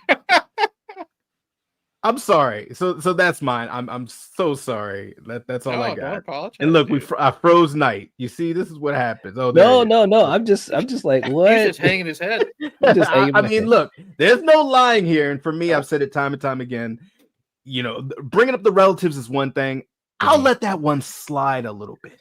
Yeah. But bringing up whole ass weapons that were created in Mount Doom and just pulling them out your ass and just saying, after all of these years of this guy murdering half of the country, he's murdered hundreds, even in Canada. Now all of a sudden we're gonna bring out the Sword of Omens and just say, hey, this will kill him, guys. It's just like, I don't know which one of you guys said it earlier. I think it was Knight. The sheriff and all those guys could have shot him away in the second movie, the third movie, the first movie. Come on, guys. It's called a MacGuffin, and that's the worst scene. So All I'm sorry. right. So let me get to the chat. Compose You- yourself, Knight. Come on. You're We're a wild professional kid. here. You're a wild kid, Kill. All right. So listen, Jim is coming in with Corey beating up Michael. Definitely a tough scene. Melanie saying the scene where Corey gets the mask from Michael. He literally beat Michael's ass, and I was shocked. Oh, At least he didn't shave him, though. he didn't shave him. All right, let's ask a question of the chat. Is the shaving scene worse than the fight in the sewer? That's my question. Because I think I think those are the two scenes that come to my mind. The only other scene that comes to my mind is when Jason was getting shot up to hell and going whoa, and when the fucking bomb is coming to him. And look, there's no shade to Adam Marcus. Like I said, I give him all the credit in the world. He tried to do something different. He's right out of film school. Good for you, buddy. But come on, man. When Jason makes that sound like, dude. Wait, that's the sound you were making in the theater, wasn't it? What's that sound again, Nike? You know what I should have done? See, I didn't prep good enough, but I didn't want to show any favoritism. But seriously, that's a horrible scene. I don't know where I'm going with this, but I will say this: the scene with Corey and Michael, and I've talked about this. If you guys haven't checked it out, check out our Halloween content. I've talked a lot about ends and that scene. I don't like that scene. But it's not because Corey gets the mask, because Michael's mask has been taken before. Laurie has taken his mask. What's her name? Oh my god! Taken in kills right before he killed everybody. It was taken in kills because Karen took it. Who else? Jeez. It's been taken a few times, but it was the way that they shot it. Now Michael is weakened. So we got to understand that Michael is not at full strength, and it's been shown in the movie. Now, I still don't like the way it was done because, when he takes him down, he just kind of rips it off and he's like, just basically like being all verbally aggressive with him. I thought that was, you don't want to lessen Michael that much. So that is a scene I don't like, the way they shot it, the way they did it. But that shaving scene, man, when I was in the theater with the other two people in the whole theater, this one guy was like, "What the fuck is going on?" I'm from the city, so, bro, why? What was the reason? And even Adam, I think Adam literally says he just wanted to put a what the fuck naked scene in it. I think that's really his excuse. Like, he wanted Yeah. people to have a scene to talk about, good or bad. Yeah, it was bad, man. But that was bad. Also, it was poor taste at the end what they did to Erin Gray. I'm not gonna, because she didn't even know that was gonna happen. So actually, I think that is gonna be my worst scene because, and I love, shout out to Buck Rogers. If you know, she didn't even know that that's what they were gonna do with the character. Obviously, she was Pat. She had been killed at that point in the film, but still, again, it's like this mythology. They could have pulled back, even if they pulled back on this mythology they were building out, even if they pulled back on it, even like 25%, I might have been more on board. But once you got the worms going into where, it's like, what? That's how we're gonna bring Jason back? What are we doing? Anyways, my point goes to Jason Goes to Hell. You feel better? All right. I do. Because I got to get it out, man. I got to get out. Okay. We got Jeff saying the fight in the sewer was worse than the shaving. Really? Guys, come on. That. Really? All jokes aside, I'm probably one of the biggest defenders of Jason Goes to Hell. You are. You personally know. There's no excuse for that shaving scene. It had nothing. Out. Listen, think about this. It had nothing to do with anything in the damn movie. Right. At least with the sewer scene, Corey was getting more evil and Michael was weakened. So yeah, I didn't like the way it happened, but at least it makes sense in the film. I'm just gonna say that. All right. So Dale's coming in with a super chat. Super chat. Thank you so much. Seriously. The scene. Yeah. She's talking about Aaron. Oh no, poor taste. The actress didn't give her exactly. She said didn't she know felt about violated. it until she saw it on the big screen. Can you imagine that though? Seriously, that's crazy. That is so crazy. All right, so Thank you so much, Dale. We appreciate the super chat, and well said. I agree with that. That was just poor taste. You know what I'm saying? It's not even about being a bad or good scene. It's just poor taste. We got Neil in the house. What's up? Saying 1 point tonight for working in a sackhead Jason reference into the stream. You know it, buddy. You know it. Thanks. Poor Paul. Thanks for being here, man. Poor Paul. Jeff's coming in with another super chat. The fight in the sewer was awful. Oh, okay. For Halloween Ends. So we're going with Halloween Ends for that. Okay. I'm assuming. Let me know, Jeff. He really hates that scene more than the shaving. That is so crazy. Hey.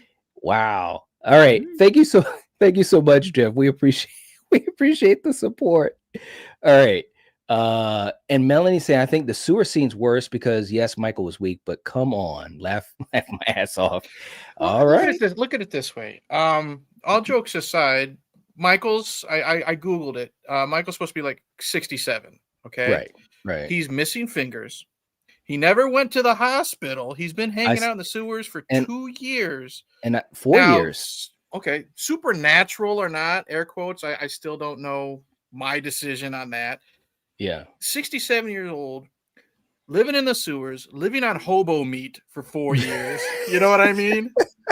Or rats or whatever. Right. He and you know, Corey had all this angst and anger when you have all that inside you and you finally let it loose. Yeah. You don't want to be in a person's way. So it's air quotes plausible, whether you like it or not. It's plausible to happen. You know? Yeah, I mean, like I said, and I've said that in my Halloween videos too. I mean, the thing about Michael in this film, you know, he got really messed up throughout the first two films. I think, and I had it in the video, I don't know it offhand, but he got stabbed. I don't even know how many times. He got shot, I think, at least 9 times between the events of 2018 and in Kills. And he doesn't go to the hospital. You know, there's not enough, you know, there's no antibiotics. So like they were setting that up and everything. But I think what was tough about it, and I said it myself as a Halloween fan, we'd never seen Michael hurt throughout all these films. So that was the chance they took on Halloween, just like they took a chance on Jason and his mythology. But to me, and I'm just saying, you know, to me, seeing him, you know, being hurt or whatever, it, you know, it's still kind of plausible. I just don't like the way that scene played out. I think they should have, you know, had it play out a little bit better, but it is what it is. And Byron was saying he was 65 years old. Okay. Dale coming in with a $5 super chat saying Corey can beat up Michael, take his mask, but he can't handle high school bullies. Hey. High schoolers can be intense nowadays. I'll leave it at that. You'll leave it at that? You know what I mean? Thank you, Dale. All right, so let's go. Hey, look, Jeff says, yeah, but you can't convince me. Did Michael get beat down and then he rose up like the Phoenix? That's not human. That's a little bit supernatural. Crap, I don't buy it. So you're saying because he's supernatural, he shouldn't have gotten beat up. I think that's what he's saying. I know he sometimes will have a typo. Yeah, if you want to write that again, Jeff, that way we can answer it better.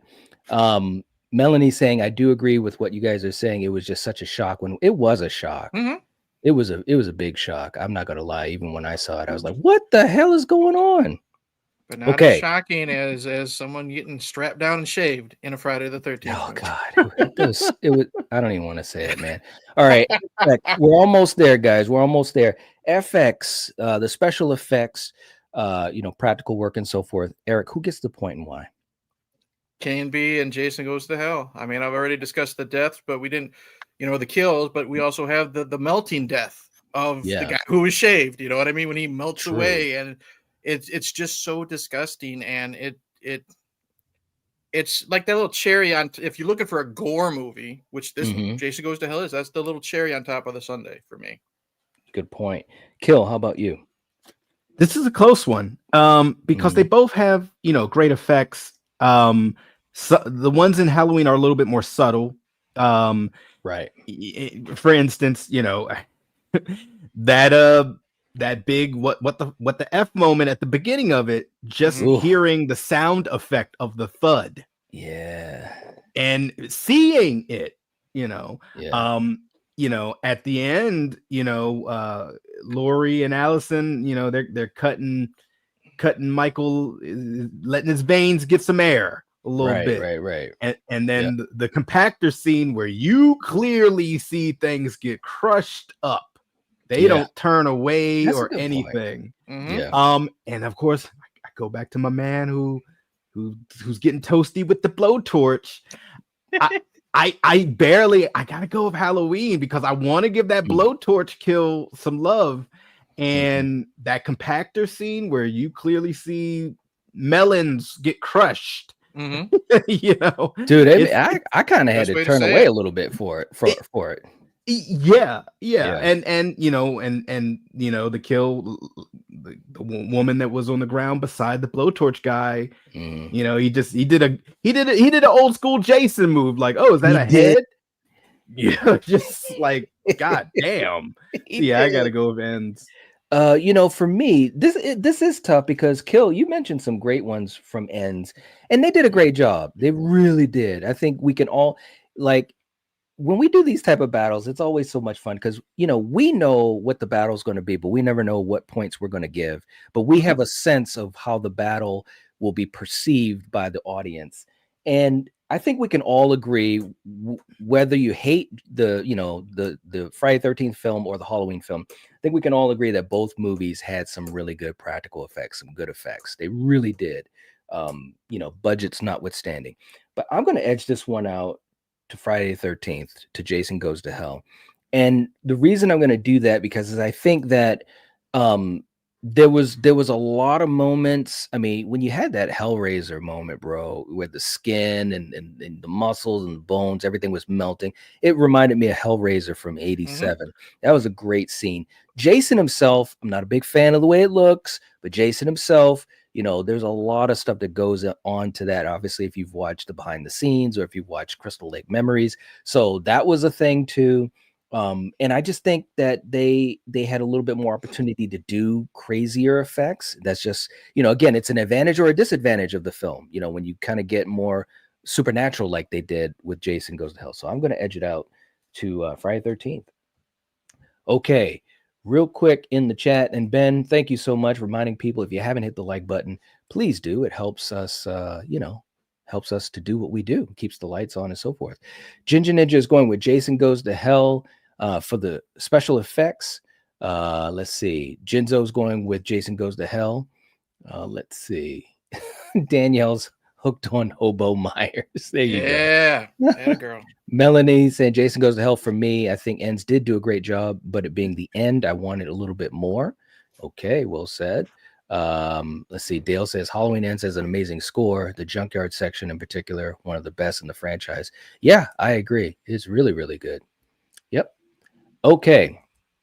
Let's see. Let me just pull up what we've got going on next and boom, go there. Okay. Three great moments between these two films. Eric, let's start with you. What are the three great moments? And it could be from obviously either film. Jason Goes to Hell. I always go to the, I guess you say, Steven's hero moment in the police station when he, jumps over his handcuffs, gets the gun, and shoots Robert. Mm-hmm. Honestly, I'm a sucker, and I keep blaming coriander when I fall for the lovey-dovey shit. I really like the scene with Lori and the former sheriff in the grocery store, because we actually get to see it's a cute scene. Mm-hmm. But we actually get to see Lori happy for once, like in one of two scenes in the whole damn movie. Mm-hmm. You know what I mean? And I really, really like that scene a lot. I think they work. They're very cute. They're it's like high school sweethearts. You know what I mean? And I really like that in such a dark, kind of hate-filled movie. It's a breath of fresh air. And I'm going to gotta go back to that tent kill in Jason Goes to Hell, man. Just from beginning to end, when he takes out the first camper, and then when he rips the one in half, and then even though the male camper is killed off screen, that sound effect, that whoosh, Yes. Perfect. So Okay. All right. Kill, how about you? For me, I'm gonna say seeing Jason in his traditional atmosphere at the beginning. Okay. I enjoyed that, up until the ambush, because it felt like, oh man, we're finally back to this. It's been a while. Last time we were in Vancouver, whatever, Right? So, Wow. so it felt like a return to form, and I was here Yeah. for it. Yeah. Damsel in the woods. She's Mhm. alone. Jason's doing his thing. Why are you in my Right. woods? Don't you realize I kill everyone that comes here? Why are you here? Mhm. And then my other one is essentially the end of Michael Myers. Okay. Essentially of them saying, hey, it's I'll just say it's two of them here. Mhm. One is Lori about to die, and she's seeing the visions of her entire life Yeah. go past her brain cells as they're about to die. 'Cause Mhm. she's about to die straight up. Right. She's seeing her whole entire life. Young Mhm. Lori, older Lori, all that stuff fly by. And then Mhm. Allison saves her. So that scene, and then ultimately the scene where they slit his wrists ever so gently, and they tie him to a vehicle like a dead deer and parade him through the town. And I'm gonna tell you why I like it, because the Jeez. police let it happen. They're like, this is not what we do. This is not what we do it. And homie, who I don't even know his name, but he had a Barker. presence. The big black guy with the Cult of Thorn hat.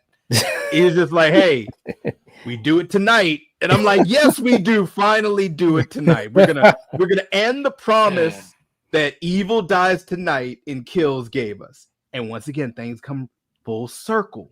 Okay. That is a full circle moment. Whether it's cheesy, you don't like it, I give them props because Mhm. they actually did it. And They I didn't did. think, I'm sitting and I think I told you this. I'm sitting there watching the movie and I'm like, they're not actually good. They're making sure. They are. They're making tacos. There's no coming back from that.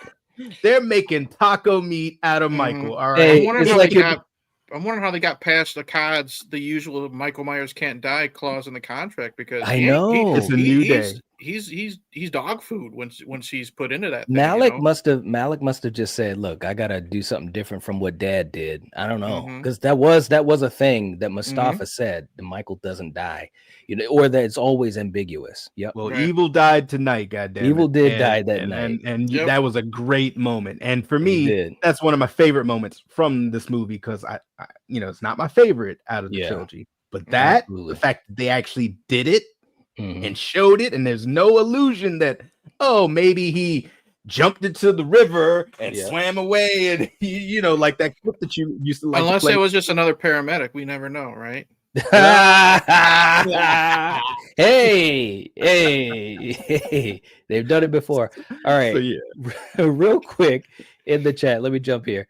Let's see. Hold on, let me catch up. I'm way behind. Ginger Ninja saying It's good to be Hobo back. Myers would destroy both of these versions. Oh man.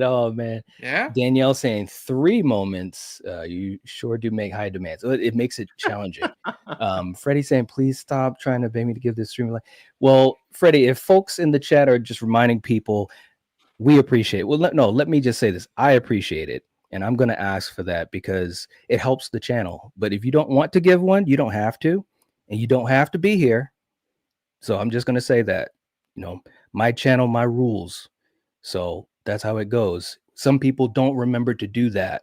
And so it helps us out. But if you don't want to do it, you don't have to. And you don't have to be here. It's your choice. But don't be rude.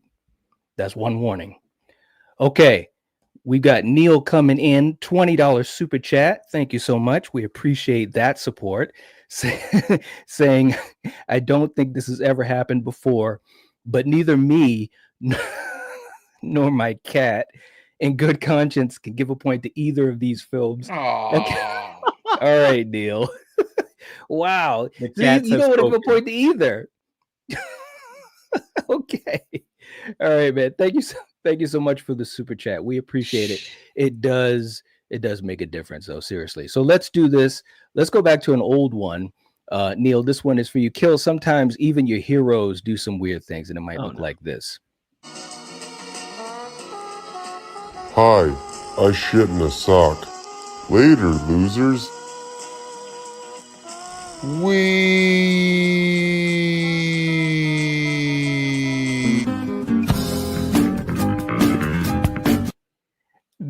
There it goes.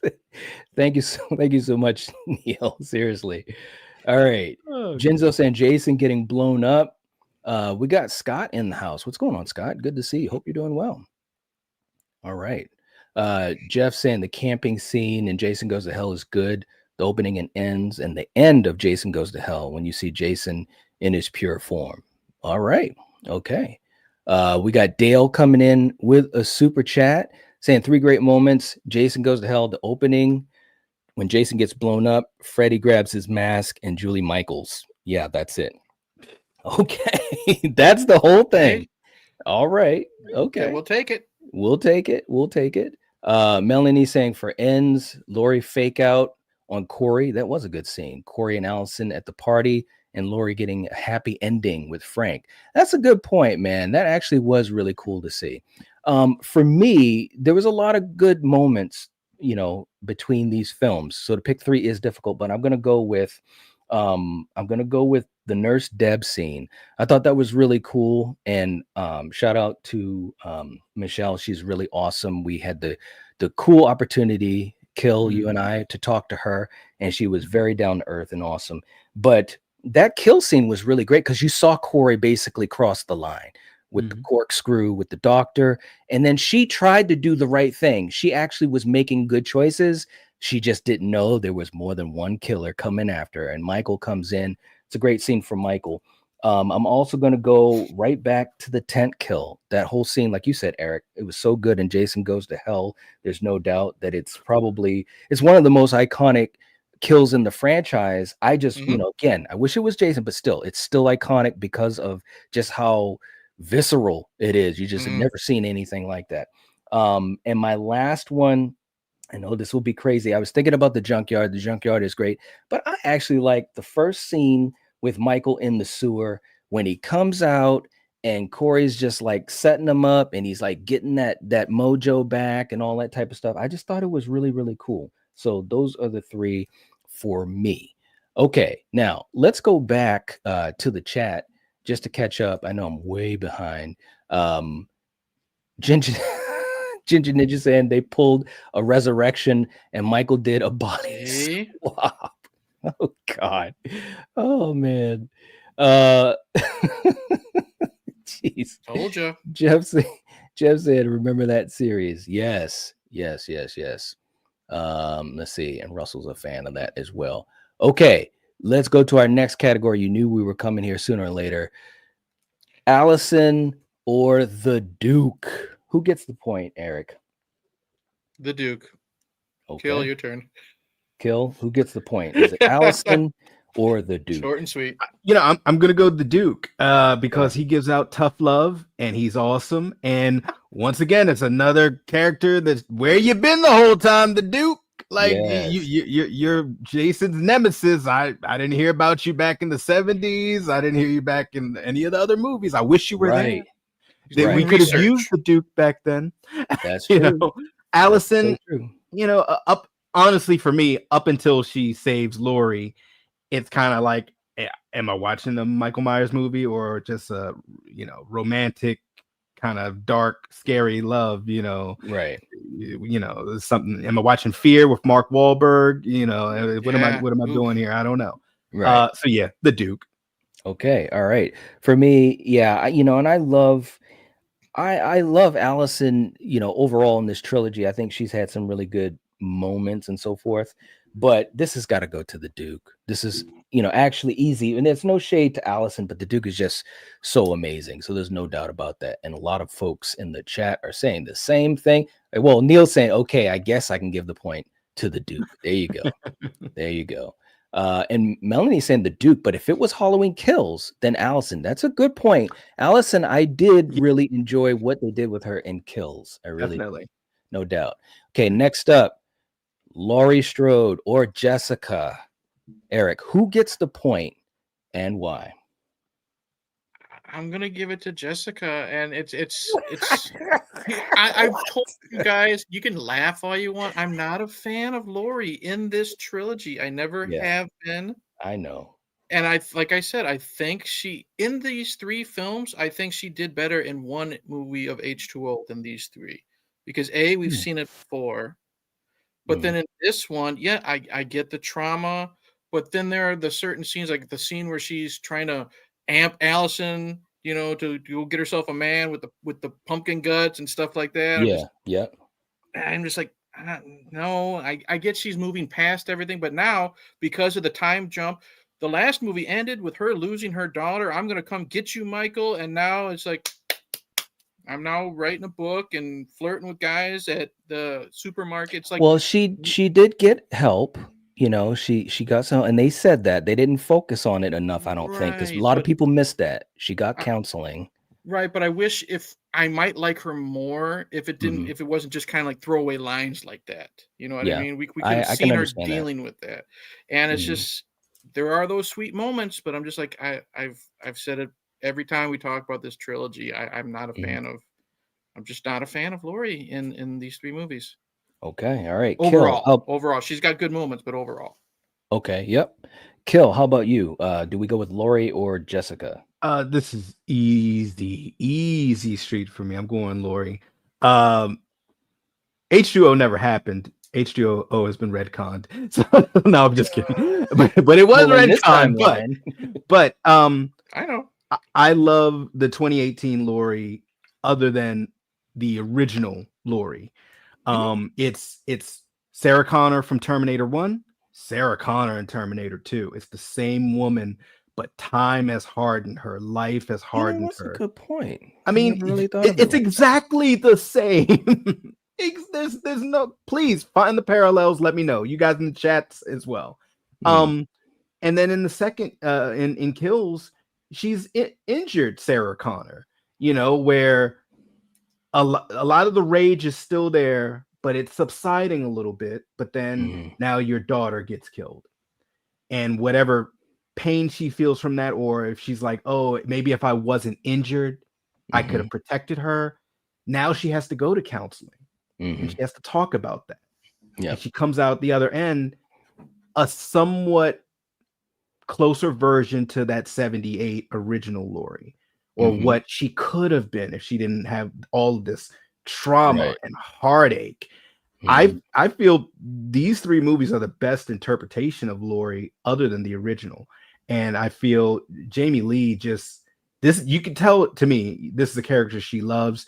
And I just feel it's a great progression between these 3 movies. And yeah, she's happy-go-lucky. She's trying to bake pumpkin pies for Allison, and she sucks at it because what she's good at? Preparing to kill Michael. And that's what she's been doing for the last 30 freaking years. She's damn good at that. She's not good at cooking pie. But I love the fact that they have this warrior woman burning a pie, and we're looking at it like, oh, that's a good cute. point.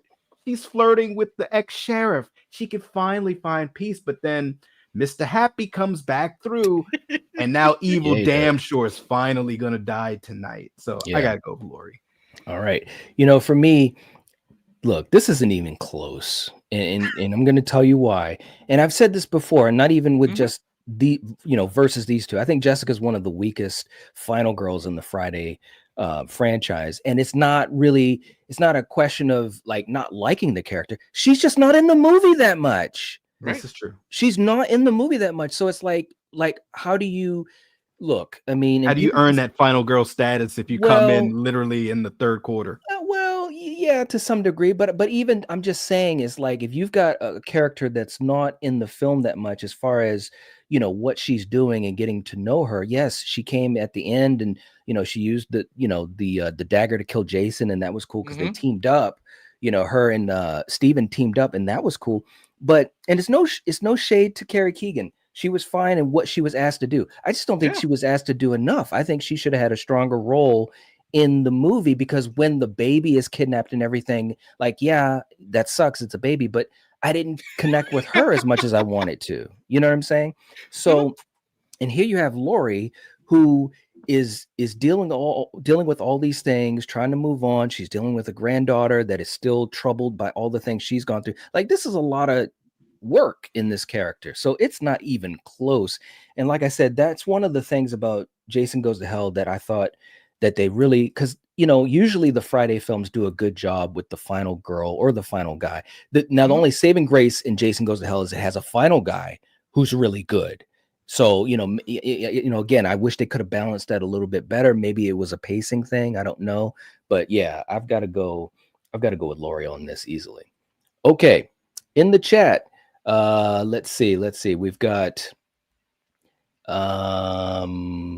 I know Ginger Ninja's going with Lori. Russell's going with Jessica. Let's see. Dale is not a fan of Lori. Jeff is going with Lori. Melanie's going with Lori. Dread Prince saying neither. Well, we can't do neither. We've got to pick one. You guys are too funny, man. We got to pick one, or else we wouldn't be able to have the battle. Let's see. Jinzo saying I'll go with Lori on this round. Okay. Ben saying I don't recall if we ever get any real context of why Jessica's withholding the baby from Steven in the first place. Well, they don't go into it too much, which maybe it was a pacing thing, Yeah, maybe. I mean, you can put 2 and 2 together. I made it seem like maybe she got pregnant. He didn't want to be the dad type. Yeah, he didn't want to step up to the responsibility. Yeah. Yep, I agree. Okay, all right. Next category: Corey or Steven. Eric, who gets the point and why? This is tough. I really like Steven, but I'm one of the few Corey supporters, I guess you would say, out there. And I think I'm actually going to go with, as much as I like Steven, because he has his hero moments and he does come around to protecting Jessica and the baby like he's supposed to do, I'm going with Corey. And I think it's because of the progression of his story. He is this little, again, wimpy is not the right word when I say this, but he's this wimpy he's an introvert. He's picked on by little kids, band members with almost no eyebrows, and bad hairstyles, his parents, everybody. You're right. And then, like I said, eventually that person is going to break. He's the outcast because of what happened in the beginning. Eventually that person is going to break, and he thinks he has something good going with Allison. That gets screwed up. And I just really like this character because he's not a simple psychopath. He's not there to put on the mask, stab people, and then die at the end. There's a lot more to this, and I think the problem is this is just my opinion. The hate that Corey gets, I think it's just because it's not what people were expecting, and it's not what people wanted. And I think if they can look at it objectively, kind of like what we have to do for Battle World, there's more to the Corey character than him beating up Michael in the sewer. You know what I mean? Right. So I'm going to give the point to Corey. Wow. Well said, man. Well said. Kill, how about you, man? What do you think? I have nothing to say. I agree 100% with everything Eric said. And I was going to say some of the same talking points. So I concur. Okay. For me, I'm not going to lie. This is actually a little challenging. And I'm going to tell you why. I think both actors did a good job with what they were asked to do, whether we like it or not. I think they did a pretty good job with what they were asked to do. I think John D. LeMay has a certain charisma. I think, and it showed in this film. I loved him in the series as well. Of course, we're not grading the series, but I'm just saying he brought that into this film, and I really enjoyed it. And I think that, with Corey as a character, there was a great arc. I think Corey is a better written character. But I'm going to go with Steven on this one. I'm going to go with Steven because I think that, his character isn't badly written. I think it could have been elaborated a little bit more, like we said with the baby thing. But even with that being said, I think he had a lot of really cool moments. And when I watch this film, and I don't watch it a lot, but when I do watch it, he's always a highlight. I love the Duke, but again, the Duke's not in the film a lot, and I love the Duke. But it's actually Steven that kind of keeps me invested in this film. So I got to give him credit for that. So I'm going to go with Steven. Okay. Next category. We're almost there, guys. You knew we were going to ask this sooner or later. In this film versus this other film, who are we going with? Are we going with Michael Myers or Jason Voorhees? Eric, who gets the point and why? I'm going with Jason, and here's why. I know. Hear me out. Everyone says Jason's not in this movie. It's only the beginning or the end. And if that's how you feel about this movie, that's fine. He's technically, whether he's a coroner, whether he's the news reporter, that's Jason, whether you like it or not. Okay. I like Michael in ends. He's fine. But I think Jason is just more menacing no matter what body, the hidden or not, the thing or not. I think he's more menacing. He's more dangerous. He's more creative. He, as a slasher fan, as a horror fan, I think he's more fun in this. And that's what I'm looking at when I'm comparing these two. Okay. All right. Kill. How about you? See, I don't know. This one's tough. It's like, I don't really know. What is he doing? Wow. I don't know which one I should pick. It's just very, very, very tough. I don't know how that got there. Look, how did you product placement? I've been waiting for that one for this category. See, all right. Look,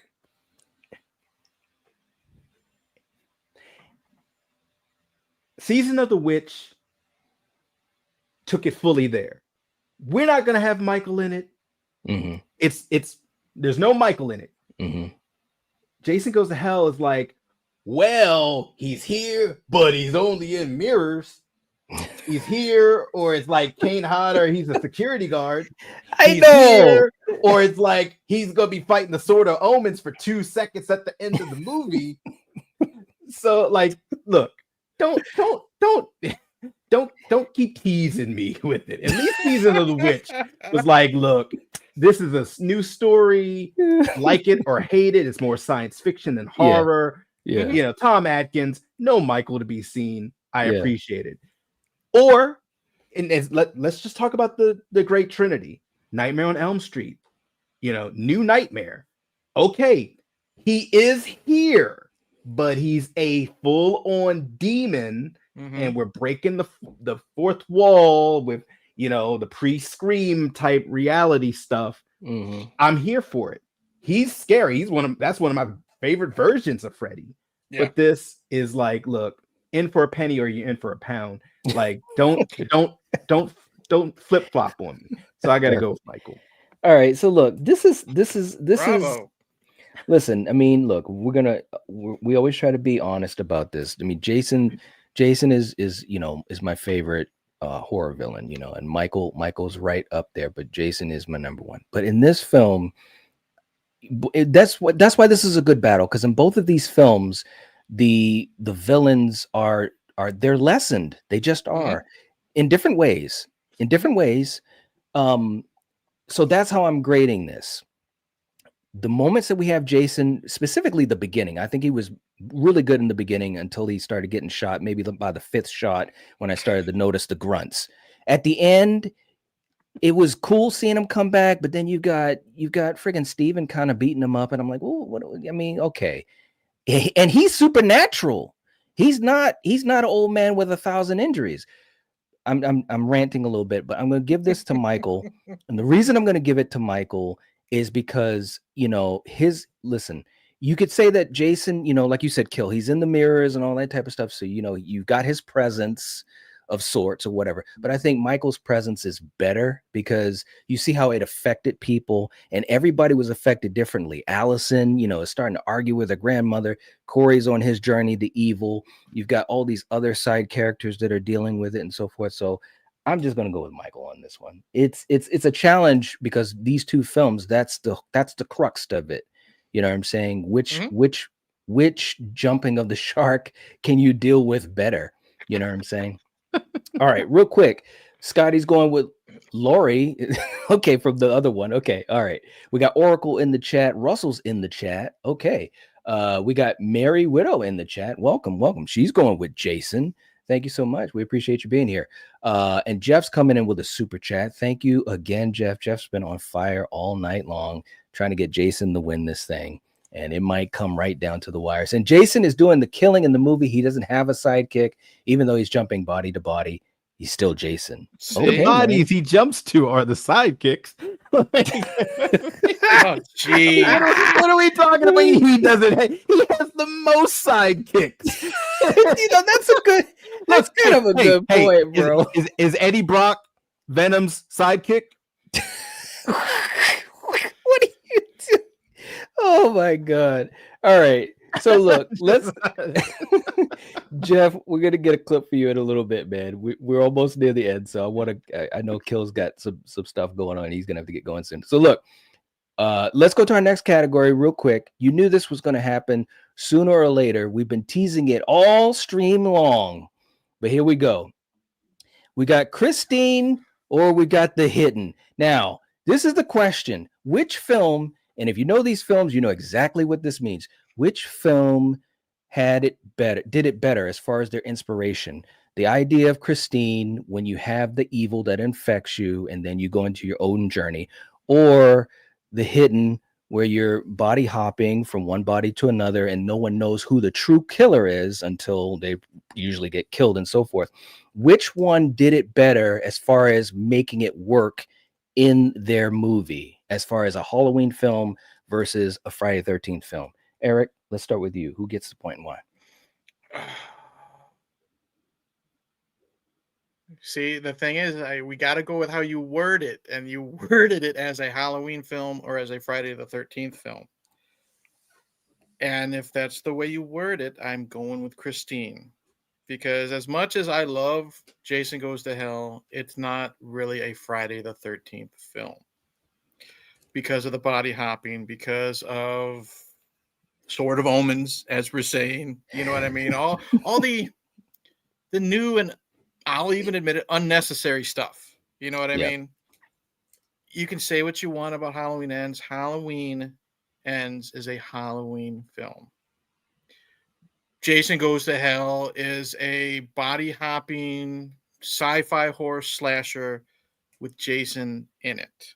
So I will begrudgingly give it to Halloween Ends. Okay. All right. Kill. Who gets the point and why? I pretty much agree with everything Eric said. I mean, but I will give Friday the 13th. I will give them the most flowers I can because they do try different things. I love Jason X. Jason X is amazing. Yeah. Okay, come at me. I love Alien, and I love Friday the 13th. And you combine those, and they have a love child. It's Jason X. It worked that time. It didn't work this time for me. So I'm with the Christine adage here because, just like Eric said, it is still a Halloween movie. Right. You know, and not only is a Halloween movie, it culminates the end of this trilogy and, at least for now, the end of this entire run of films. You know. Okay. All right. Interesting. Okay. To me, I think I definitely would go with the Christine idea. You know, I know what they were trying to do. I think they were fairly successful at it. Again, there's huge missed opportunities with it, mostly with, the Michael end of it. But that's basically, it's interesting how they were able to weave that into a Halloween film. Whereas with Jason Goes to Hell, again, Eric, you said it perfectly, and I've said it too. I just don't feel like it's a good choice for a Friday the 13th film on its own. Yeah, it's interesting because I love The Hidden. I love that movie. It's very underrated. A lot of people don't even know about it, or it's underappreciated. But I just don't think it worked as well with a Jason film because again, and it's the issue with both of these films. We come to these films to see Jason, to see Michael. You know what I'm saying? But I think that what they did with Jason, it just didn't work for me personally. And that was also an issue that almost really turned me off on Ends as well. But fortunately with Ends, like we saw in some of these points, they had a lot of other good elements that made me say, okay, it's not the best in the trilogy. It's definitely not. But it's not the worst film of all time in the history of film, So I'm going to go with Christine on that as well. Next up, the finale. Eric, which finale gets the point and why? I'm going Jason Goes to Hell because here's why. I pretty much like everything in the finale from Jason Goes to Hell. Even though it's more of a fist fight between Jason and Steven, he's getting tossed around. I still think it's fine. You know what I mean? Creighton Duke, he got an epic death. I love the demons, whether they look like Muppets or not. I love them grabbing him and pulling him down. And and then Knight, even though you were regretting paying however much you paid to go see it in theaters, even you said you like when Freddie Glove pulls that down to hell. I did. I'm going to give Halloween Ends some flowers, though. A lot of people hated it. I like the final fight between her and Michael. Yeah, it's realistic. It's brutal. Yeah, I like the way Michael is taken out. The one thing I don't really like is, God bless you, Kill. I don't like him strapped like a deer in a funeral procession. I don't like that. I love the meat. I call it the meat grinder, but whatever that is in the junkyard, I love that. I love seeing him just get chewed up. I don't like him. I always call it. It's like instead of a deer, I always joke. It's like, you ever see Harry and the Hendersons? It's like after they hit the Bigfoot and they tie him to the roof, and then they're taking him home, and then you have everyone following. I didn't like that personally, among all the other stuff. So if I'm going, I got one that I really like from beginning to end, and then I got one that is good except for that one part. So I got to go Jason Goes to Hell. All right. Okay. Kill. How about you? As far as the finales, I prefer the Halloween one. I felt the Friday one was very rushed. Things all kind of just happened at the right time. Oh my goodness, we have it. Yeah, we can win now. And once again, pulling these astronomical weapons out and Smurfs and all this other stuff. And it's just like, all right. Wow. All right. I've never heard that one. So where it's like this one is way more full of fantasy. Yeah. Halloween one is grounded. You got a middle-aged guy fighting a middle-aged woman in a kitchen. They're both bleeding. The woman is about to die. Granddaughter saves. They grab his hand, just caress him so gently, and let me just make a little incision. It's okay. Right. Yeah. Okay. Just I like that added detail. Look at the pretty flowers. Look at the grass. Yeah. And then they're just like, get the feet. And they're just like, hey, who's that? Oh, that's Beaumont. What happened to Beaumont? Beaumont, he can't go to jail.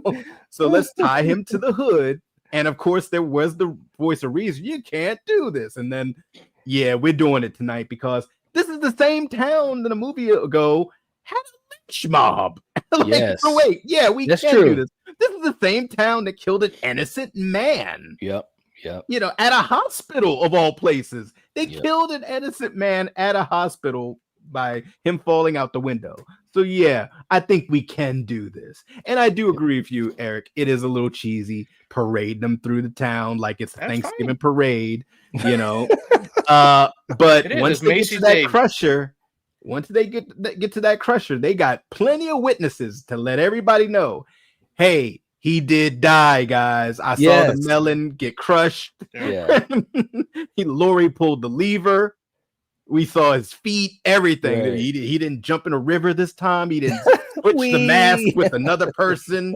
He didn't pretend like we he's know dead. That we know of. He didn't pretend like he was dead on a hook, waiting for Lori to lift up the mask so he can grab her. Ugh. So the finite ability of it that we saw, like Eric said, as we know for now, it looks like he truly died. So Halloween. So for me, this is interesting because I'm going to try to break it down as I decide which point I'm going to give. As far as the fight, the one-on-one fight, again, I'm a fan of Steven as a character, but the fight with Jason was kind of, I was just like, what are we doing here? I mean, they're boxing basically. The fight with Lori and Michael, I was invested in it. I was like, well, what's going to happen now? I didn't know how it was going to go down. I thought it was, like you said, Eric, it was gritty, it was realistic, and I really enjoyed it. The way that the killers, or I should say the villains, are taken out, seeing Jessica with the Excalibur, stabbing Jason was cool. That was like her coolest scene. It looked cool. Yeah, we're gonna name every epic sword in history. Of course, we are. Of course, and so that was cool and all. And of course, Power the sword from stinger, He-Man. the power sword. Yes, the stinger was great with Freddy. That was cool. The way that Laurie killed Michael, obviously, it was much more grounded. The emotion of it and stuff like that. I didn't like the parade either. I think it was a little too over the top and on the nose. But the grinder, that was just like, wow, man. Like, until I saw it happen, I was still like, wait a minute, what? So I'm so invested. So yeah, I'm gonna give it to ends on this. And it's really because of the fact of all those elements. It was a ride that I was being taken on. Jason Goes to Hell had some moments. I was happy to see Steven jump in there and do his thing, but I was kind of like, they're just kind of boxing, and then the sword thing, and then hell opens up, and okay, it's fine. The stinger was great though, and I was like in the theater. I was like, "Oh, we're gonna finally get this thing with Freddy versus Jason." Had to wait another lifetime, but it is what it is. Okay, final category, guys. This is the last category. If you want to put any points to one of these films, this will be the time to do it. Let me catch up to the chat before we get to it. Melanie says she's going with Ends. The finale was the best part. Russell's going with Jason Goes to Hell. Jinzo is going with Jason Goes to Hell. Paul is going with Halloween. Man, this is, it's a lot of right down the middle stuff going on here, man. Creighton Duke had the best lines. Oracle saying that very cool. Let's see. What else? Just catching up. Mary is saying Jason Goes to Hell had a better ending. If I had to pick, okay. Jeff saying, I really don't like either of these movies, really, but it's hard for me to choose because I love both of the slashers. I have to give it to Halloween Ends. What? Really? Wow. This whole time he's been going with Jason Goes to Hell. He has spoken. Oh, wow. All right. Okay. So our last category, this is it. If you want to put any points, this is the last opportunity to do it. When we're done with this category, we won't be able to take any other points. If you want to send in a super chat, you can put the super chat amount as points to the film of your choice. We got to choose. Eric, Jason Goes to Hell or Halloween Ends. Who gets the point? Bro, you know the answer. Jason Goes to Hell. All right. We got you. Kill, who gets the point? Bro, you know the answer. Halloween. What the hell is this? All right, listen. Well, you guys already know the answer too, man. Bro, give us the answer. You know the answer. I'm going with Ends. I'm going with Ends. And listen, again, Ends is not, perfect whatsoever. It's got a lot of issues, but and we just went through a lot of these categories. It's got a lot of great elements. It's got a lot of great elements. Jason Goes to Hell does have great elements as well, but not as many. So that's how I'm looking at it when I put one movie versus the other. Not just because I'm not a fan of Jason Goes to Hell, but when I actually put it, side by side, just like I said, the poster for Jason Goes to Hell, it's better. I got to be honest. It just is. So I give the point there. Michael, I think is as a character, he's better in Ends than Jason, and it's just how it is. So, all right. So Ginger Ninja going with Jason Goes to Hell. The stinger at the end was such a tease. It was. Yeah. Oh my God, it was, man. Jinzo is going with Jason Goes to Hell. Mary is not a fan of it. Boo. Superintendent going with Ends. It rules. Okay. Danielle said a super chat for Hobo Myers. We're not even talking about Hobo Myers tonight. Take it. Oh my God. All right. Okay. So look, let's do this. Let's take a quick moment. Eric, I'll start with you and then we'll go to Kill just to kind of recap what we did here. A lot of folks just jumping in. We're going to tally up the points. We're going to find out who won. But Eric, let's just do a recap of what you thought of this battle and then we'll go to Kill. Oh, this was a great battle. You got everyone who knows me on my channel, on this channel, on whatever channel I'm on, knows my love and my torch bearing for Jason Goes to Hell. I'll talk about it any day, every day. And I've said it before. I said I'm warming up to the Gordon Green trilogy. I'm not there yet. It's baby steps. And I think the more that we discuss his trilogy on this channel, it helps me open my eyes again, because we're looking at it differently as just a horror fan. We're looking at these films with a critical eye, depending on the categories. And that's what makes it fun, because what I really like about this is, like I've told Knight like offline, I like when we are forced to possibly choose one over the other. Like there's been times when I've given Halloween Ends its flowers, its points, and Jason Goes to Hell is my favorite of the franchise. And that's what I like, is when you're forced to be like, hey, that shaming scene, that's the worst thing that I've ever seen in the whole entire franchise. But it's in a film that I love, but I'm going to vote against it. And that's what I think is fun about these, and plus these are looked at, they're majority wise, these are probably bottom of the franchise for a lot of fans. And I think if they sit down and look at both of these like in a critical way, they're not as bad as what you would think. You know what I mean? Neither of them are the worst movie ever. If you want to look for the worst horror movie ever, I will give you a list. Knight has seen some of the movies I've discussed on my channel. There are a lot worse than both of these movies combined. There really are. Problems notwithstanding, I think they both have their pluses, they both have their minuses, and this was fun to weigh in on that. And like I said, it was fun voting against Jason Goes to Hell, because I can give credit where credit's due. What you got, Kill? This was a fun battle. And if you guys have been, fans of the channel for a while, I think me, Knight, and Coriander, if you put a gun to our head, you don't even have to put a gun to our head. We're Friday the 13th fans. And in my mind, there are way more valleys in the Halloween franchise than in the Friday the 13th franchise. But and the sad part is, unfortunately, unlike the Halloween franchise, that they have not had a resurgence for Friday the 13th with a damn near perfect 3-movie trilogy. And that's not to say that Jason Goes to Hell is a bad movie. It's not a bad movie. For me, it's not a good Jason movie. And I've said this time and time again, because I want to see Jason in it. I just call me crazy. That's just me. Especially coming from other ones that I liked so much more. And what they do afterwards with Jason X. As far as this Halloween, it is very divisive. Halloween Kills was divisive, with people just, it was over the top, right, and this and that, and too much of the town. And I think I've even said that on some of the shows, like, it's a lot of the town. The town is like a character. So whether you like that or you don't, it's personal preference. I like a lot of story. I like a lot of character arcs and building. Obviously, these movies are from different times, but to me, it just shows the progression that we're going with horror. We can get deeper stories, get deeper characters, and not everyone just has to be meat for the grinder. It's nothing wrong with that. I love that as well, but there is a progression, and this Halloween trilogy, modern trilogy, is amazing.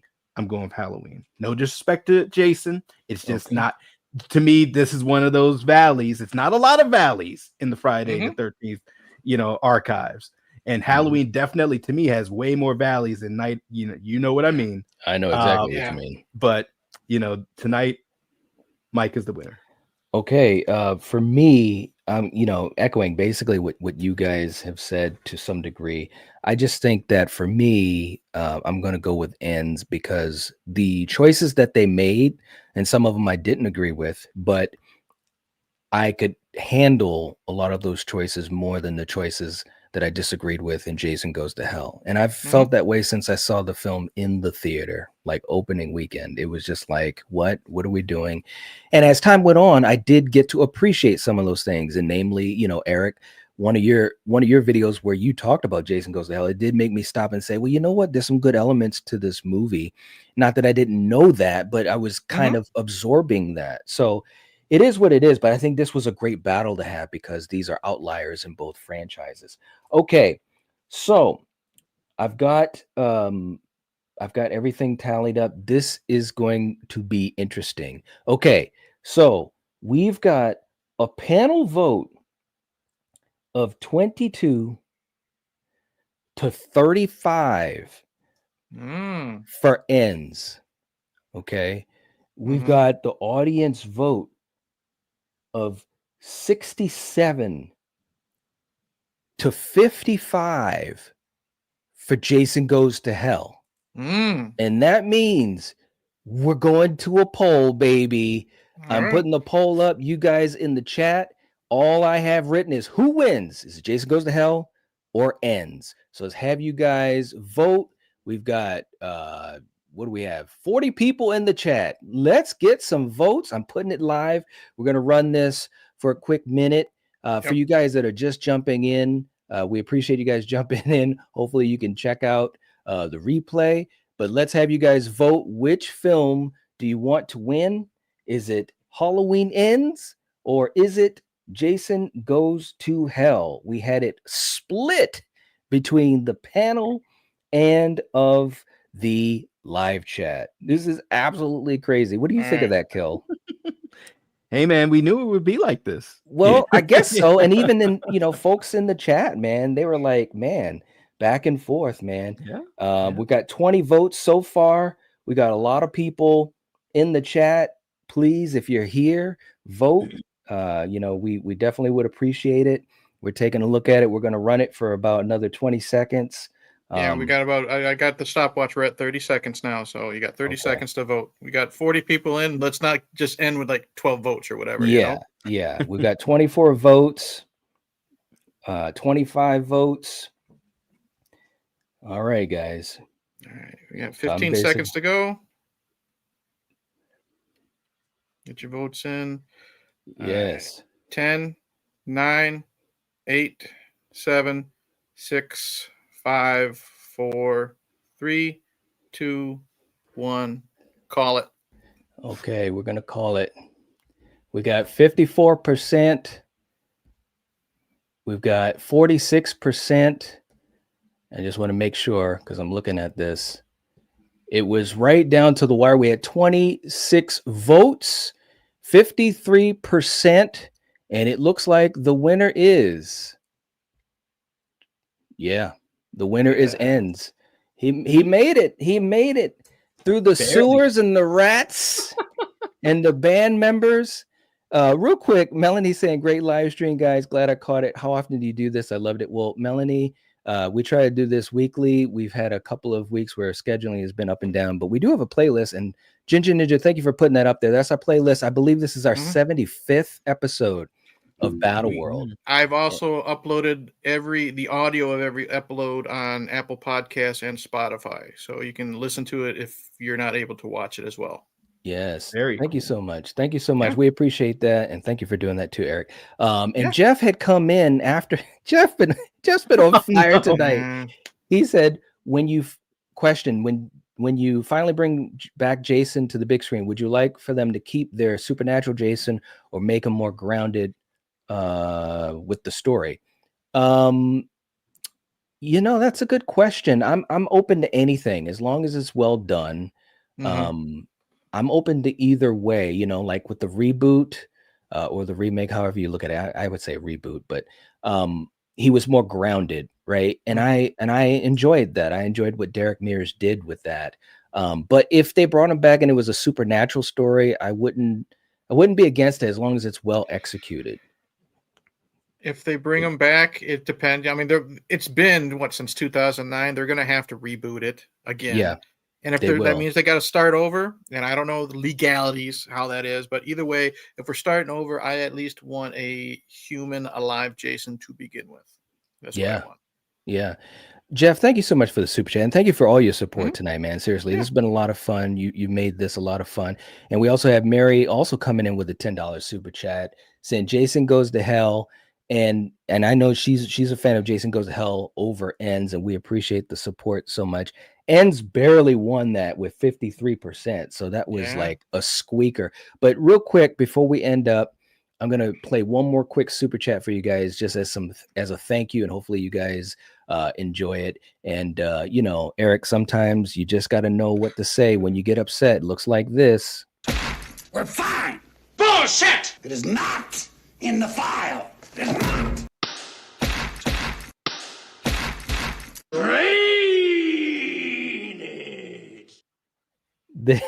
There it is. Nothing beats a classic, dude. I love that one. Nothing at all, man. All right. Kill had to jump out. But Yeah. no, seriously, we appreciate you guys so much. This was a lot of fun, and we knew that this was going to be a crazy battle with a lot of just back and forth and so forth. Mhm. But anyways, he just texted me. He lost power, bro. Oh, Holy no. crap. Oh man. Anyways, Kill had fun with this too, and I could tell because he was ranting like hell. Yeah, it was a lot of fun. This was a lot of fun. Mary got a kick out of the clip. Thank you so much. We're glad that you enjoyed it. Thank you for the support. That means a lot to us. We hope you guys join us for the next Battle World. We're going to try to have that set up for next week. We'll see, but just keep an eye on the channel. I usually try to put up the streams a few days in advance.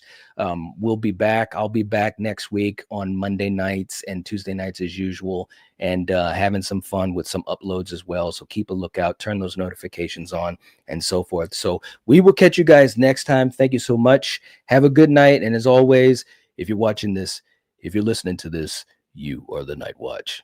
Peace. Cheers.